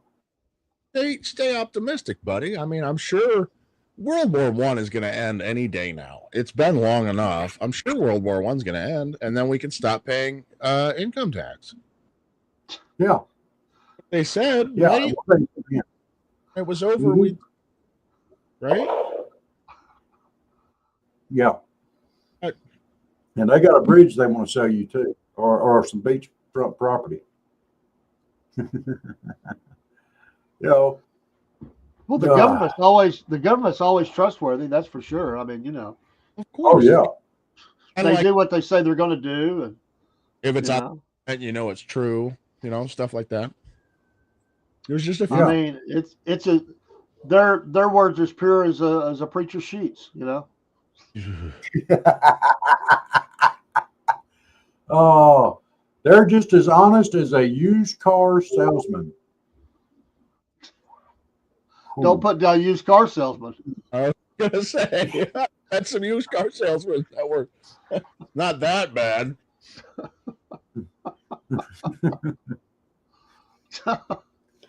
Not the Is it just me, or do most used car salesmen look like preachers? No, they Is don't that by preachers, design? man? Do Come you on. trust I them? mean, The ones I've seen, they kind of look like preachers. No, they don't. I'm not saying. I think that's by design, so people trust them more. No, they don't. You They know? come out there, the big stogie in their mouth. Preachers. They look like they're going to the Rock and Country Club that night, man. Come on, they're not. What are you talking about? They don't look like preachers. Oh, I'm pretty sure that's true. Steve, what do you think? We're at odds over here, so what do you think? I think that's a Georgia thing, and I think David has used car shopping in like Texas or something. I don't know what he's thinking. I think it's a Rob thing. I've never heard that before in my life. You know, some cowboy boots Oh. and a My father-in-law was a used car salesman. He didn't look like no preacher, dude. comes in. And I'm telling you, I was knee deep into that environment for a long time because I rode around with him. I'm telling you, it's dirty pool. They didn't know them jacklegs ever looked like no preacher, man. They were. Oh, okay. They look maybe a Well, I think pervert, it's you know. on the lot. The ones up in Middle Tennessee were rough. A lot of them went to jail under a federal investigation back in the 80s. Barry says an itemized bill allows you to debate charges. Consider diabetic test strips costing $37 each. Man, you can buy a tube of 50 of them things for less than that. I happen to know that. You can debate it, Wait, but you're wait. not going to get a break on it. Wow. Yeah. They charge you out oh, you think used car salesmen are a racket? Them insurance companies, all these hospitals are I mean, my gosh. I mean, imagine what they charge for a Bud Light. I remember there was a show where this woman thought that she could take on the system and that she could complain about her hospital bill. And she comes into this guy's office, who's clearly it was Newman from Seinfeld, a big, and he's sitting behind her, and she's complaining, and she goes, you know what? She goes, I'm going to come after you. She says, I've got a very good lawyer. And he goes, only one. Hospitals for you, man. You can't take them on. Where it says I'm below the knee amputee and have, I can't even say that, amputation of my left foot and have my right eye removed, rectus muscle. I don't know if I want to know what the rectus muscle is. I had the doctors come in the room and stick their heads in the door and charge me for doing nothing.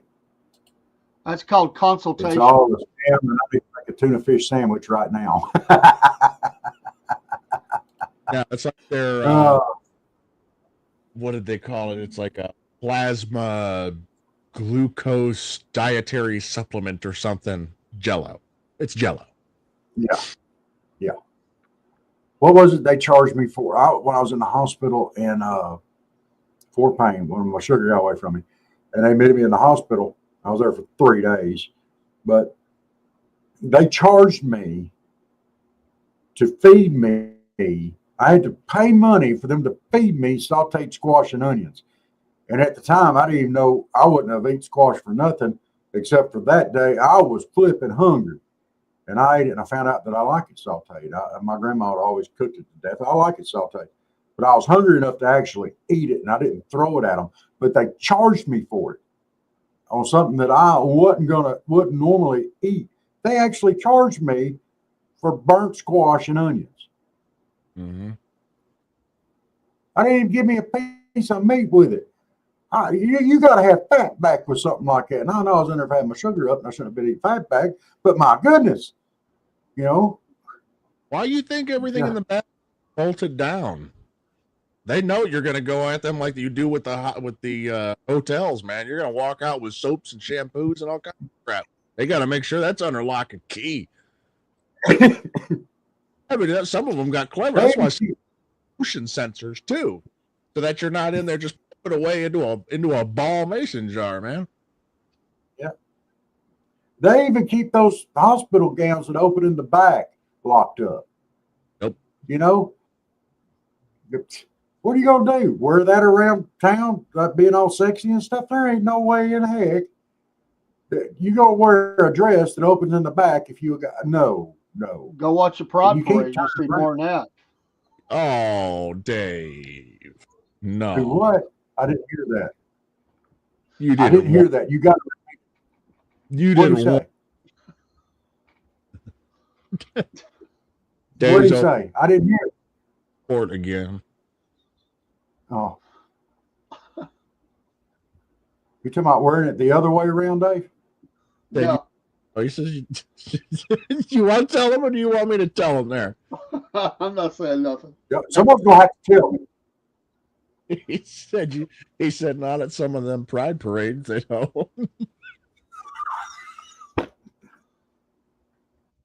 I told you it's wrong, man. Dude. Oh. I don't even think they'd let you in a pride parade wearing that. It ain't.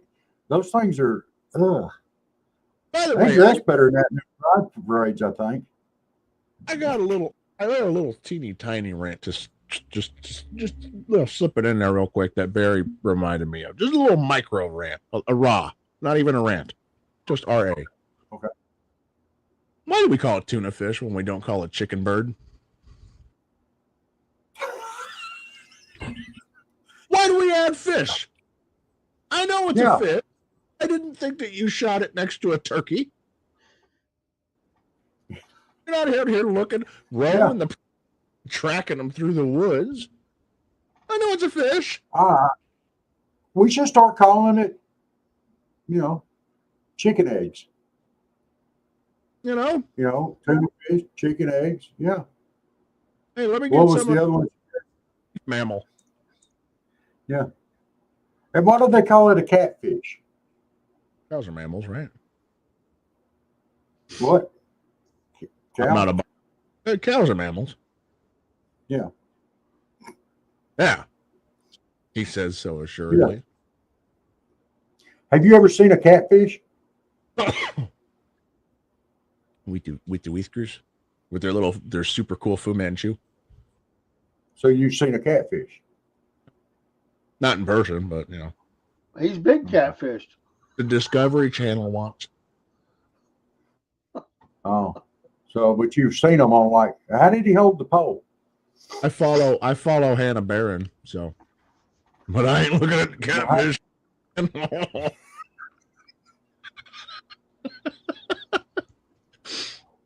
I figured that you were going to say something like you were watching Steve Irwin reruns, but you wasn't looking at the crocodiles. No, Hannah, you guys know who I'm talking about, Hannah Barron. She was under fire. Oh gosh, what the hell was that? Like year and a half ago or so for having a thick Southern accent. There was some influencer was saying that she wasn't very feminine because she had a Southern accent.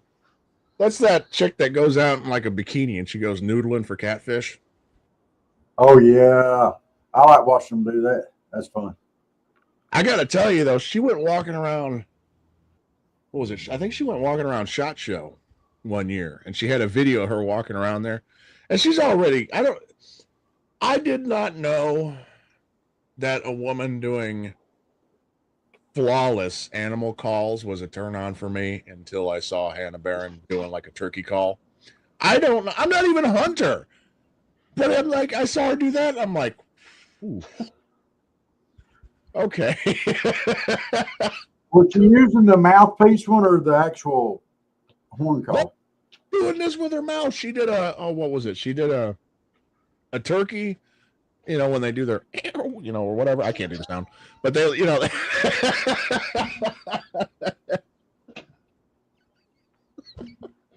Oh, God. Dave, get back up.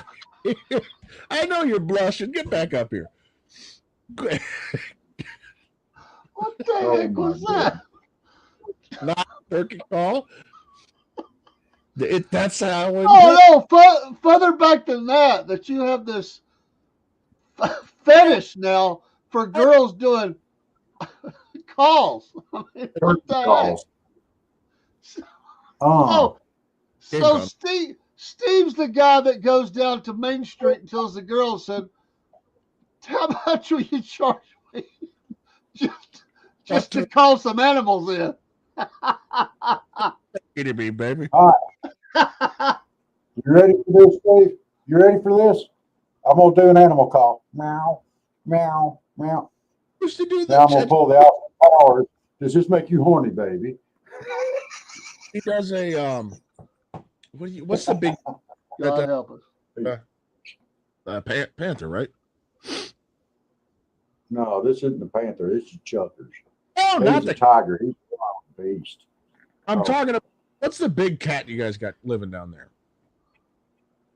Bobcat Bobcat. Either way, one or of a the Florida panther. actually, it might be a bobcat. Anyways, you could do that call too, and a couple other ones. Yeah. And they sound dead. They sound dead on. She even did a oh god, well, she did an elk call too.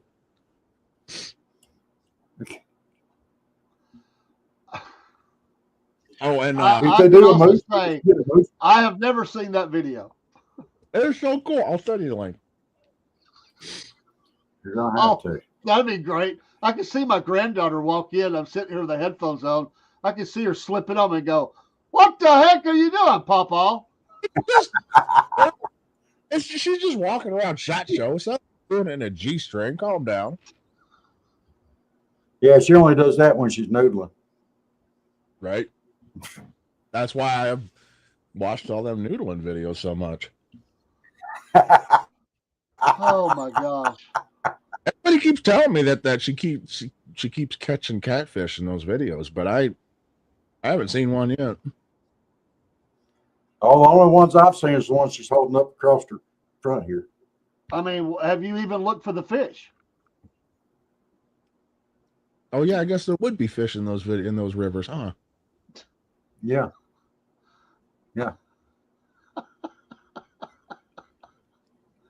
Oh my gosh, you're crazy, man. No, I'm just single. Oh yeah, I guess the same thing. Oh, Well, Yeah. there are worse things than noodling for fish. Steve, I don't think you and I could wear a two-piece swimsuit like that. Speak for yourself. You Just because it got me kicked out of the local mall's wishing fountain.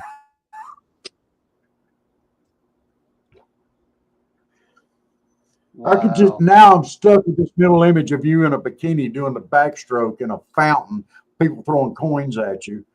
You can't do a fountain. There's not enough water. Was doing the Little Mermaid thing where she splashes up on the rock, The top, just a couple of shells. I'm just gonna stop now. This joke is going too far. Wow. Oh, Going You're no. gonna, you're gonna have Jen all tore up. I mean, you're gonna have to watch here, Steve. yeah. I mean, your fan club. You're just gotta be careful here. I mean, come on. Have a cough drop to stop me from coughing. Like this thing I'm gonna stop coughing at some point now, right? That would be the implication. I feel lied to. Yeah, they've been taxing the truck too. I take him to the vet. That's So, fantastic. so did you get arrested when you did the Little Mermaid thing at the fountain at the mall? Mall cops weren't fast enough to catch up with me. Once I did a mermaid tail, then I was able to use my leg. It was good. Plus, it was all wet, so I just kind of I just threw it like a whip, and it just splashed across the one's face, and then they were tied together, or they were slipping. One of them fell on his butt, did that little whoop. I watched a video the other day, and now I'm thinking about you doing this. It's a dark-haired girl. She's a little bit on the chunky side, but she said, "I've always wanted to be a mermaid." And she's got this big suit on, mermaid suit. She's going around to the edge of the pool. And the guys are, "I don't think this is a good idea." "No, I'm a mermaid. I'm going to do it." And she jumps in and immediately goes to the bottom and pushes herself back up and goes, "You're right. This ain't a good idea." I can see that being you.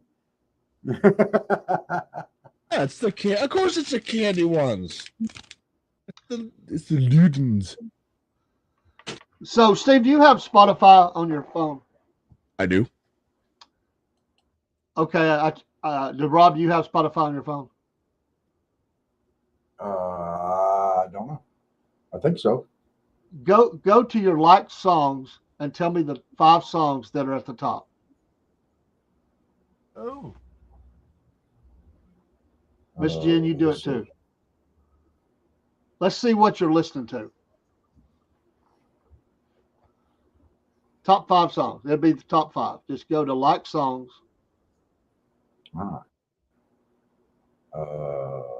I don't. I've got it, but I don't. Let's see. Continue with Google. So if I go to my library and then liked songs, Yeah. well, those are just the ones that I hit the little heart icon on. No, it'll just say like songs. There'll be it should be a folder.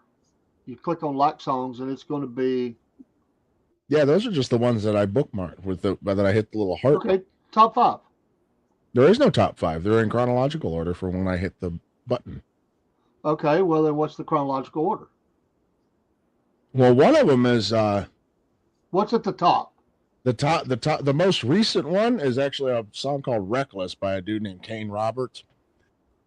I don't know if you ever saw the movie Rockstar with Mark Wahlberg. No. But it's one of the songs from there. It's like an 80s era. Well, it's later than 80s. It's like 1990, 1991, somewhere around there.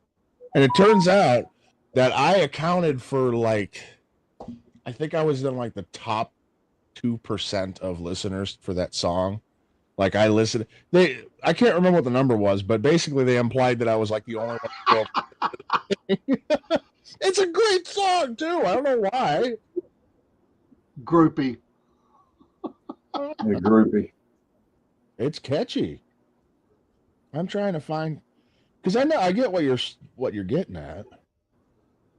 It's just under the folder like songs. It'll say like songs. You open it up. That doesn't tell anything. All that does is just say which ones I so it's Reckless, and then it's the Starland vocal band with Afternoon Delight.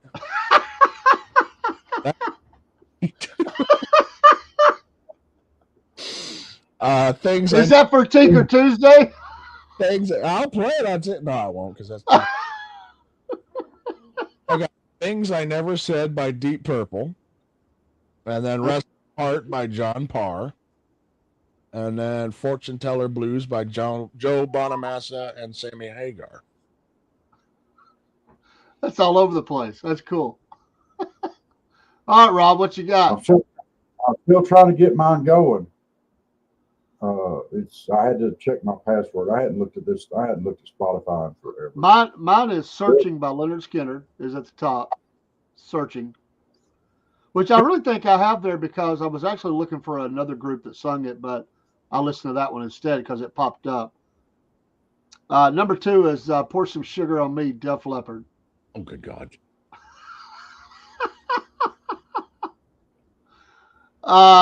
Number 3 is Creatures of the Night, Kiss.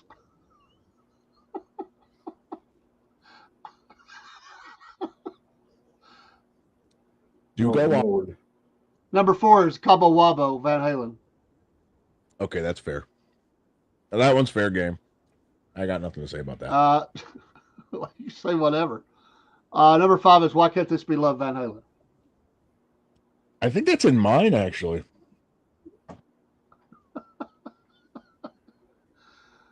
And if I go one more, it's 5150 by Van Halen.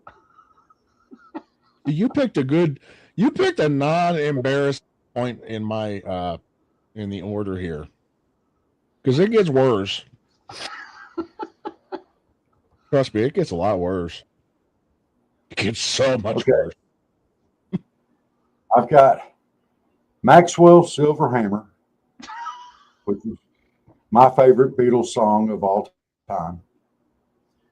I have Long-Haired Country Boy by Charlie Daniels, which is another one of my favorites. What you listen to? Dude Looks Like a Lady. Oh, that's what you listen to when you fantasize about me.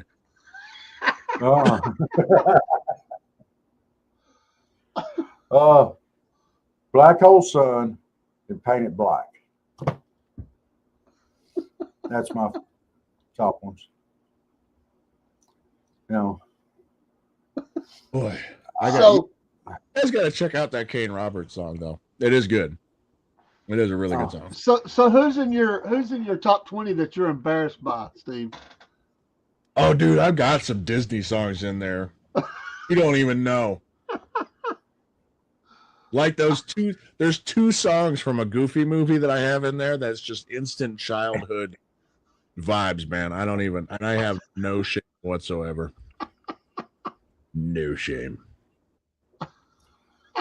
Oh, I've got the Let It Snow in there, but I never sing it the right way. I have watched the 26 language version or whatever of that Let It Go song from Frozen on YouTube, where they go through all the different vocalists who did all the other languages of the movie. That's actually a really cool video because first off, those gals are talented. They got some pipes. Yes. Some of them really, it's cool because some of them really get into the song. They're doing these like pumping the fists and stuff while they're singing. It's adorable for one, but it's kind of cool. And what would be cool if you had the Trans-Siberian Orchestra doing Frozen songs? Imagine how they would bring those about. Heavy, with guitars and stuff. That'd be cool. Yeah. There he goes again with his tuna fish crap. You didn't have boiled eggs. You had boiled chicken eggs, remember? With cucumber pickle relish. And I don't even know what's in mayonnaise. What? Do you want to make a snowman? Oh, we got Genesis attention now. We're doing Disney songs. You know? Hey, fuckers. So Goofy movie, that was in the 90s when the people writing those movies thought that all the young kids were still listening to Michael Jackson, which I guess they were. And so they just pumped the crap out of that soundtrack with like Michael Jackson style pop, and the cool band, the fictitious cool band in that movie was Powerline, and that's what this kid was all about. And there were a couple of songs that were made for that movie that were they were incredible. It was like it was almost like Tarzan, the Disney version of Tarzan. Phil Collins did not have to go that hard for us, but hard he for did. that. And I think that is the best Disney album ever. And he just showcased his talent. Yep. My goodness. Killed it on that The one. whole thing with the gorillas going around tearing up the camp. Mm-hmm. And they started making their song. And he did that with just random items. Have you ever watched the Disney Hunchback of Notre Dame? No. That one, I'll tell you what, you ain't got to watch the movie. Just go on YouTube and look up some of the songs. The vocalist that plays, and you'll know him when you see it. The vocalist who does the voiceover and the singing for the Jester character in that movie, that dude has some crazy pipes. Oh my God, I have never heard singing like that. It is incredible how hard he went. Like to the point where you're concerned for his vocal cords. You're thinking, how is he doing that without hurting himself? Yeah. Have you seen the guy that sits at the table and he says, if you can sing, sit down? He has a chair on the other side. I have not. That's wild.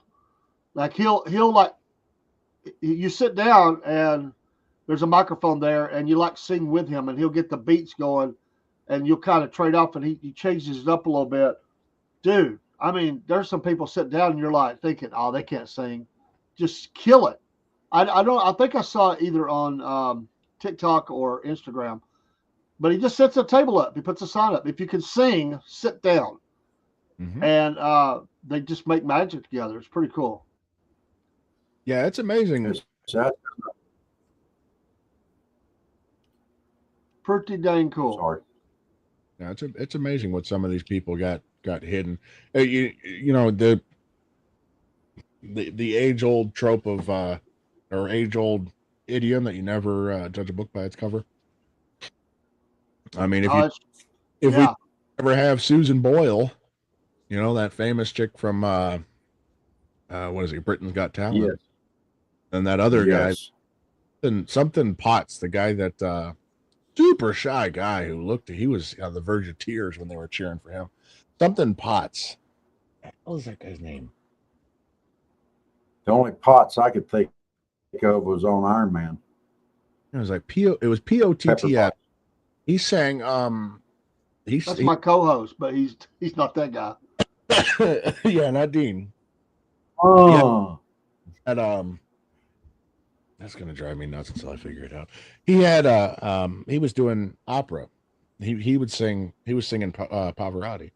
And you could tell when he first started that he had the voice, but he was so quiet about it. He wasn't full lunging it, you know. He was just kind of holding it back. And then the audience started to cheer for him, and he got a little bit braver, a little bit louder, a little bit more powerful, and they were getting blown back in their seats. So I like it when the kid, like at a rock concert, like tells the band, like, can I come up and play? And they're like, all right, little man, come on up. And he slays them.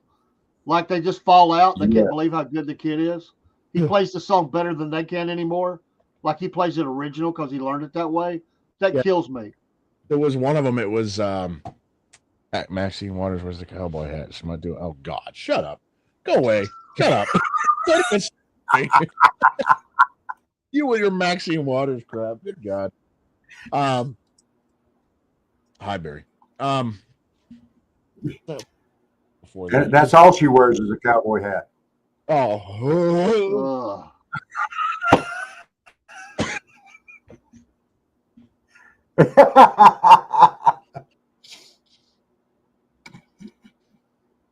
I don't even remember what I was saying. What y'all don't realize is hiding over there on the wall behind Steve is a calendar. It's the Maxine Waters swimsuit calendar. I forgot to switch that, actually. He's got it where you can't see it. Huh? Switch that out. New month. Yeah. And no, Kirsten Joy Weiss. The joy. You got a flamethrower. The joy. Oh, okay. Who is that? Is that Nancy Pelosi? Stop already. You shut your mouth when you're talking to me. I couldn't see it real clear. It's kind of blurry. You guys just It might have been. with a 5-punch combination. Now I don't even know what I was saying. About the kids coming up on stage with a guitar. Oh, yeah. Yeah. And Halls. Boring Halls. Non-watermelon flavored Halls. Anyway, Steel Panther. There was a video floating around of Steel Panther doing that with a kid. And it's hilarious because Steel Panther, children shouldn't be listening to Steel Panther. That is not a children's band. But he was there with his dad. The kid's like, I don't know, 11, 12 years old or something. And he goes up on stage and he asked him, they say, well, what do you like to play? And he said Van Halen. And so they did I can't remember which one it was. It was what's the title of the song? Girl, You Really Got Me Now. You really got me. What's the is that the You really got me. I can't remember. Either way, you know what you're talking about. Anyway, they played that one. And he's just ripping into those guitar solos, you know.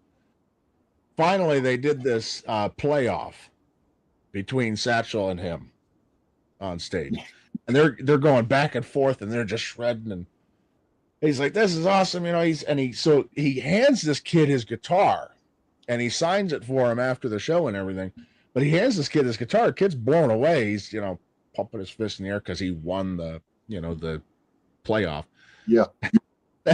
And finally, Satchel kind of like nudges him with his foot. He goes, all right, kid, get out of here. You're making me look bad. There's a video out there where Dimebag walks in this bar. It's just a little hole in the wall bar, but there's a band playing. And they invite him up on stage. I mean, dude, he plays like 3 or 4 songs in a row with them. Just kills it. But he's just there. He's just, he just walked in. They're like, dude, come on up. And he did, man. He drinks beer with them and just slays it. They got a memory for life, but he was just having fun. That's just the way he was, man. Yeah. He didn't care. No ego. You know, those at some of those some arcades that were still around 10 years ago, they're kind of extinct now, but how they would have those big podiums in the middle of the room for Guitar Hero, and there would be a line of people they were waiting their turn to play their song. There was a picture floating around the internet of like 3 or 4 guys waiting in line to play this game, and then Zach Wilde waiting patiently to play Guitar Hero. Someone got a picture of him just standing there, this like Viking Neanderthal in this leather vest and like his long hair and everything, and he's just standing there, just play the game. Well, I went to the Chippendales Lounge the other day, and they invited me right up on stage to dance too. Of that, I believe. Hey, Rob, get up here. Come on, dude. I was up there. Was that the Village People version of Chippendales? Is that what? Yeah, the only part of that story I believe is that you were at the Chippendales Lounge. The rest of it, no. Egregious. Oh, I got this itch. Try to get it here. Look, If I want to go to Chip, I had to take Chuck up there. That's what it was. I'm blaming it on Chuck. It's not COVID, Barry. It's Chuck just wanted to go. but I repeat myself. Tomato. Might be COVID. It ain't It COVID. might be a tumor. COVID. Very sound like that kid from Kindergarten Cop. It might be a tumor. What's It's funny not a is tumor. before 2020, most people didn't even know what it was. Yeah. Nobody. I didn't know what it was. They're like, did you know it's on the back of this can? It protects this chemical, protects the spray, protects against it. I didn't know it was ever there. It's always been there. Do you know how fast they fumbled over themselves to include that thing? The companies that didn't have kills COVID on the label, they were losing it. It was like DEF 5. There was ticker tape falling from the ceiling, red lights going off, submarine alarms.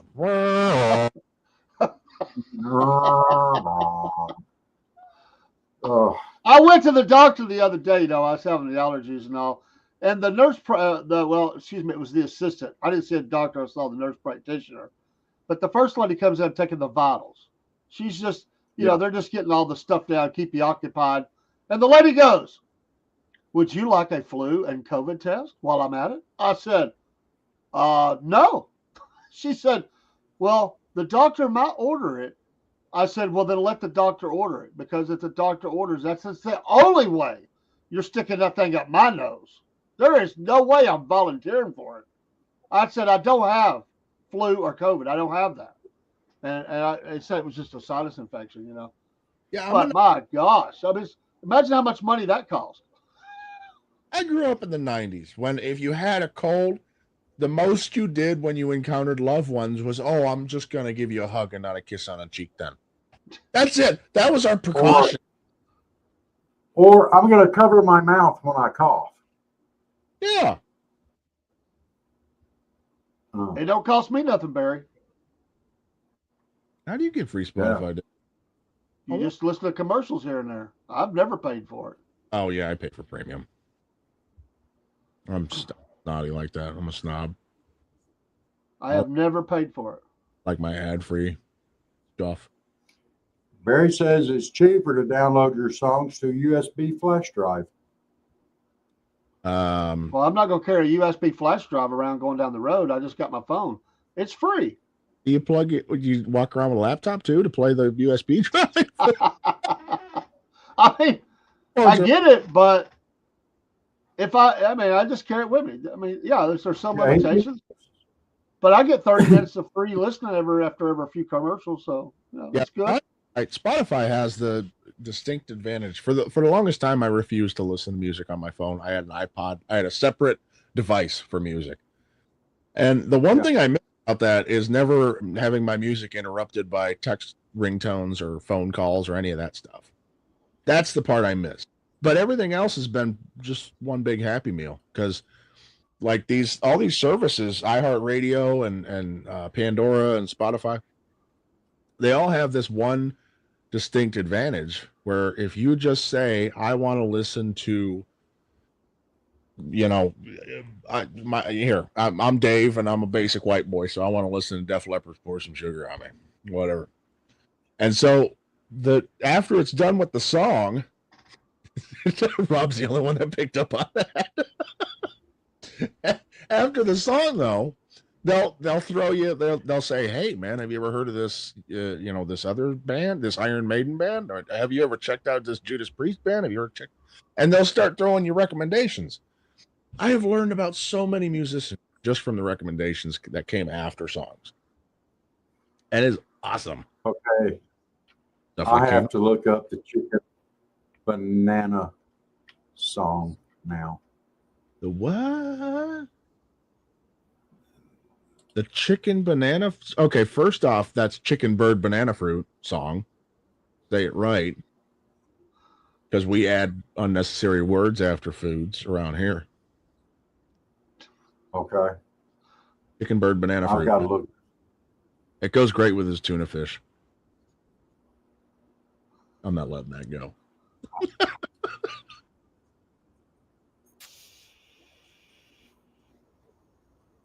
So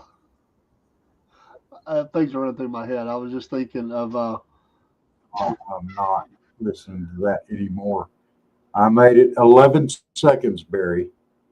I gotta listen. 11 seconds. That's it. No, don't do it, Steve. I'm Don't doing do it. it. Make it. Jed said it's funny. Don't do it. Sure. Don't do it. Bird banana David, fruit. if you heard nope. Why is it finishing it for me? I feel like I'm been left out of the loop. That's a chicken banana. Finding the things you and your Oh, family goody. need to be well CVS is kind of a big commercial. deal. That's totally what I wanted to say. Finding ways to save on Chicken banana, chicken banana, chicken banana, banana, banana, chicken banana, chicken banana, chicken banana. 13 seconds. you I would- enjoy that. Oh, That's your my that's your ears new started bleeding. that's your new opening song to Half Pound Forge.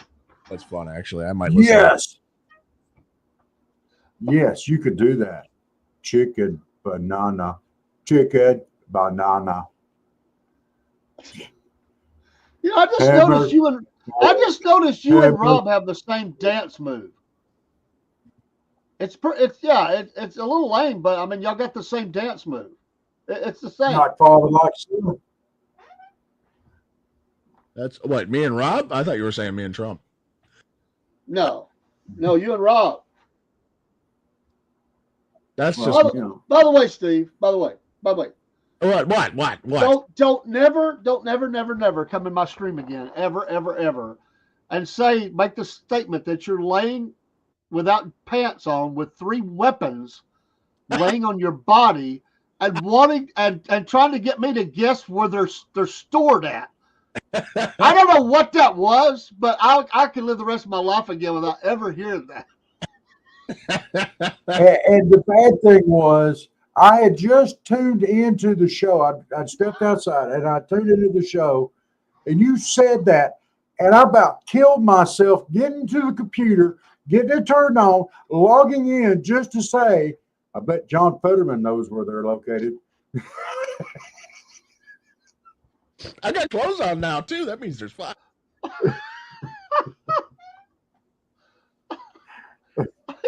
He tells this is what's hilarious. Barrett, Pastor Barrett says if my pants are on, I'm packing. I got a rod, whatever he says. You can't say And, that. and Steve says, "Oh, you're an amateur. I'm laying here without pants on. I've got 3." Then he And goes, then Barry, what did Barry or the pastor that asked what caliber they were? "Yeah, he did." And then Steve doubles down and goes, "Well, according to Southern Fraud Doctrine, I'm something about cornholio, and I don't know what he's." I thought, God, he's got to be sick. I mean, he's got to be running a temperature of 112 or something. What the heck is wrong with Steve? 0.7, actually. It made me lose. We were actually talking about that. He was actually talking about he's got to be sick. I can't believe he said. I just can't believe he said that. I really can't believe he said that. I told you guys about that, didn't I? About Saturday? No, Do you guys remember what you did Saturday evening? I was at work. No, because I don't. Between the hours of 4 and midnight, Steve-O he was gone. The wheel was still turning, but the hamster was dead. Oh, Lord. It was complete. I was on autopilot, and people kept telling me, they're like, because I told them, I said, yeah, I went home. I got home from work. I went straight to bed. I just went face down in my bed, and that was 4 o'clock, and that was it. And then next thing I know, it was midnight, and they said, "Oh, well, you just fell asleep. You didn't because there was stuff in my house that wasn't where it was before, and there were text messages sent from my phone with normal answers, so at least I have my own answering service built right into my brain, that were sent out. Like, my mom had texted me and said, "Hey, did you forget about so and so?" apparently I had texted back saying, "Oh yeah, I'm really sorry about that. I'll look around for it tomorrow when I'm feeling well." Now, my answering service commits me to plans, and I don't like that. Is that why you sent me that picture on text message? Don't worry about Was that you? Saturday That- evening, around 6 o'clock. Sober What? me. Why would I was wondering why you would send me a pic like that? My goodness, It was a it picture was of me. it wasn't a front pic. It was a back pic. He said, Michelle Obama ain't got nothing on me." Yep. I was flexing. I thought you were talking about in that banana suit. Oh, nah, that was normal. Well, you asked for it.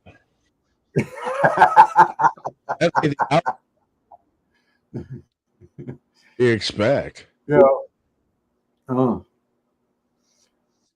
He's my Well, only. guys, it's almost 20 after 10. Chuck, quit trying to eat the darn cords. What in the? How are you doing? Quit it. My gosh, there's a tripod sitting here. He's trying to get on top of it. Ruh-roh, Stop Reggie. it. I'm going to kick your little orange butt. He's laying on the floor with his tail shaking, ready to attack. And he just did. Why is that thing bothering you? It's just sitting there. Quit. I didn't swat him with the hat, Jim. I held it back. It's gonna happen one day. Chuck's gonna do a What? hot dog on your head, man. It's gonna happen. I'm here for it. Well, don't encourage him, and don't let him hear you say that. If my Walk debit out of the card room. through some fraud alert reset crap right now, I would so donate $5 on Rumble just to get 5 more Chuck nights. I got my wallet right here. Where's my credit card? Hey, he's fixing to be out of the bedroom, and I'm happy about that. I'm ready. You're happy about it? About Well, time. More donations will be Don't. coming in. I should have kept my mouth shut. All right, it's going to a good cause. Steve is looking at All the right, card. so dates. it's y'all are mean. Y'all are mean. I used to be able to sleep at night. Y'all don't understand how ornery this little shit is. He will attack your feet.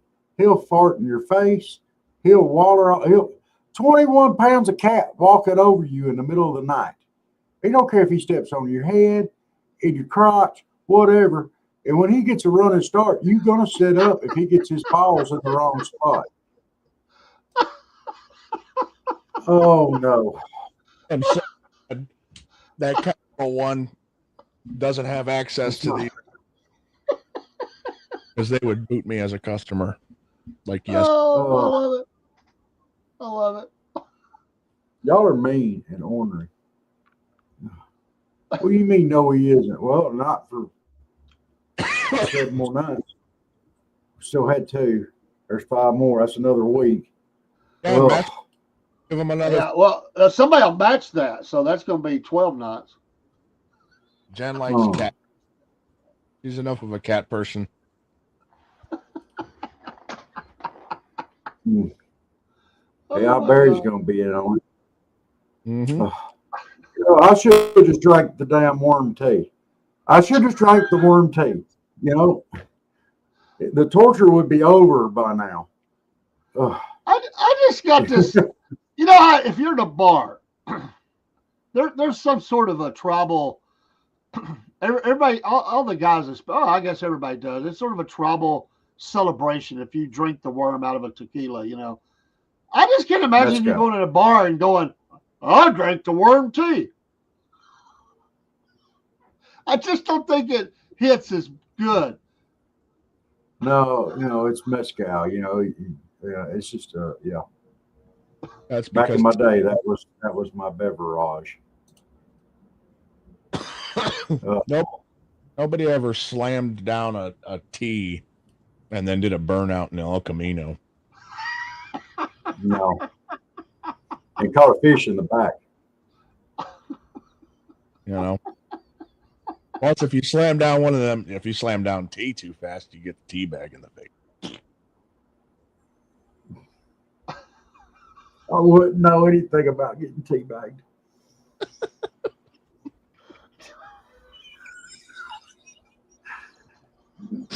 And if I did, I dirt sure that would not say it live on the intranet. Because it's here forever now that you just admitted that you got teabagged. And I don't. Oh, man. I am in that. Well, you're going to get some strange followers over at Half Pine Forge now, at Half Pine Forge Live. Y'all give old Steve a follow there at the Half Pine Forge, especially you guys with very colorful personalities that like to wear rainbow colors. He knows all about teabagging apparently, and expert on the subject. What do you mean? Oh no, shaking your head. I am an. Hey, he said it, not me. She's feeling bad for him right now. It's she's rallying. The wagons are circling Steve right now. She's thinking, I got to protect him. He's off the chain. He don't even have a fever now. I might. He can't even play this on fever. I feel a little warm. A little warmer than usual. A little hot. That's just because you're getting hot, remembering your teabag experience. Oh. No, you did not just go, oh. All right. On that note, it is almost 25 after 10. Yeah, I got to get up early in the morning. I don't know about y'all. I got to be up early in the morning. I got a bunch of stuff to do. Dave, what you got busy stuff tomorrow too? You got to go to work. Ooh. Mm-hmm. You got to take the girls to school. I'll work at 12 tomorrow. Yes, you are. What do you mean, yes, you are? Talking about him running hot, or is he just hot? You calling him hot?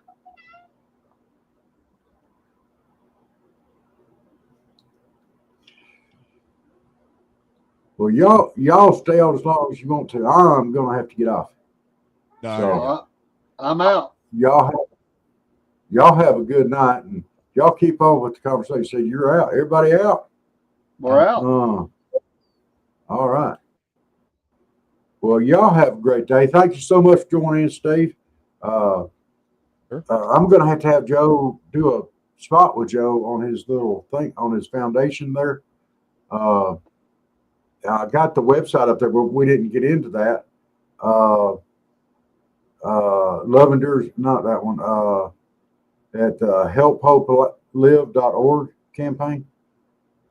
It's there at the bottom ticker. If y'all want to donate to that, it's for people going through that same stuff that he did with transplant stuff. So,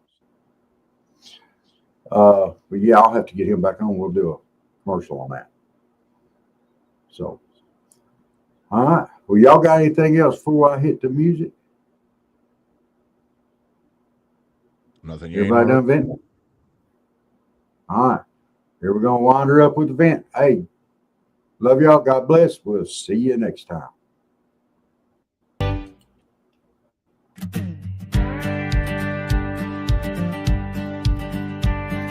Hey man, I just want to tell you about this new country show where everybody gets to vent their frustrations about whatever's got them down. Here's how it goes. It's a Southern Fried Vent Show where everybody can vent out their frustrations. Come on down if you got something to get off your chest. It's a Southern Fried Vent Show where everybody can vent out their frustrations. And if you're not satisfied,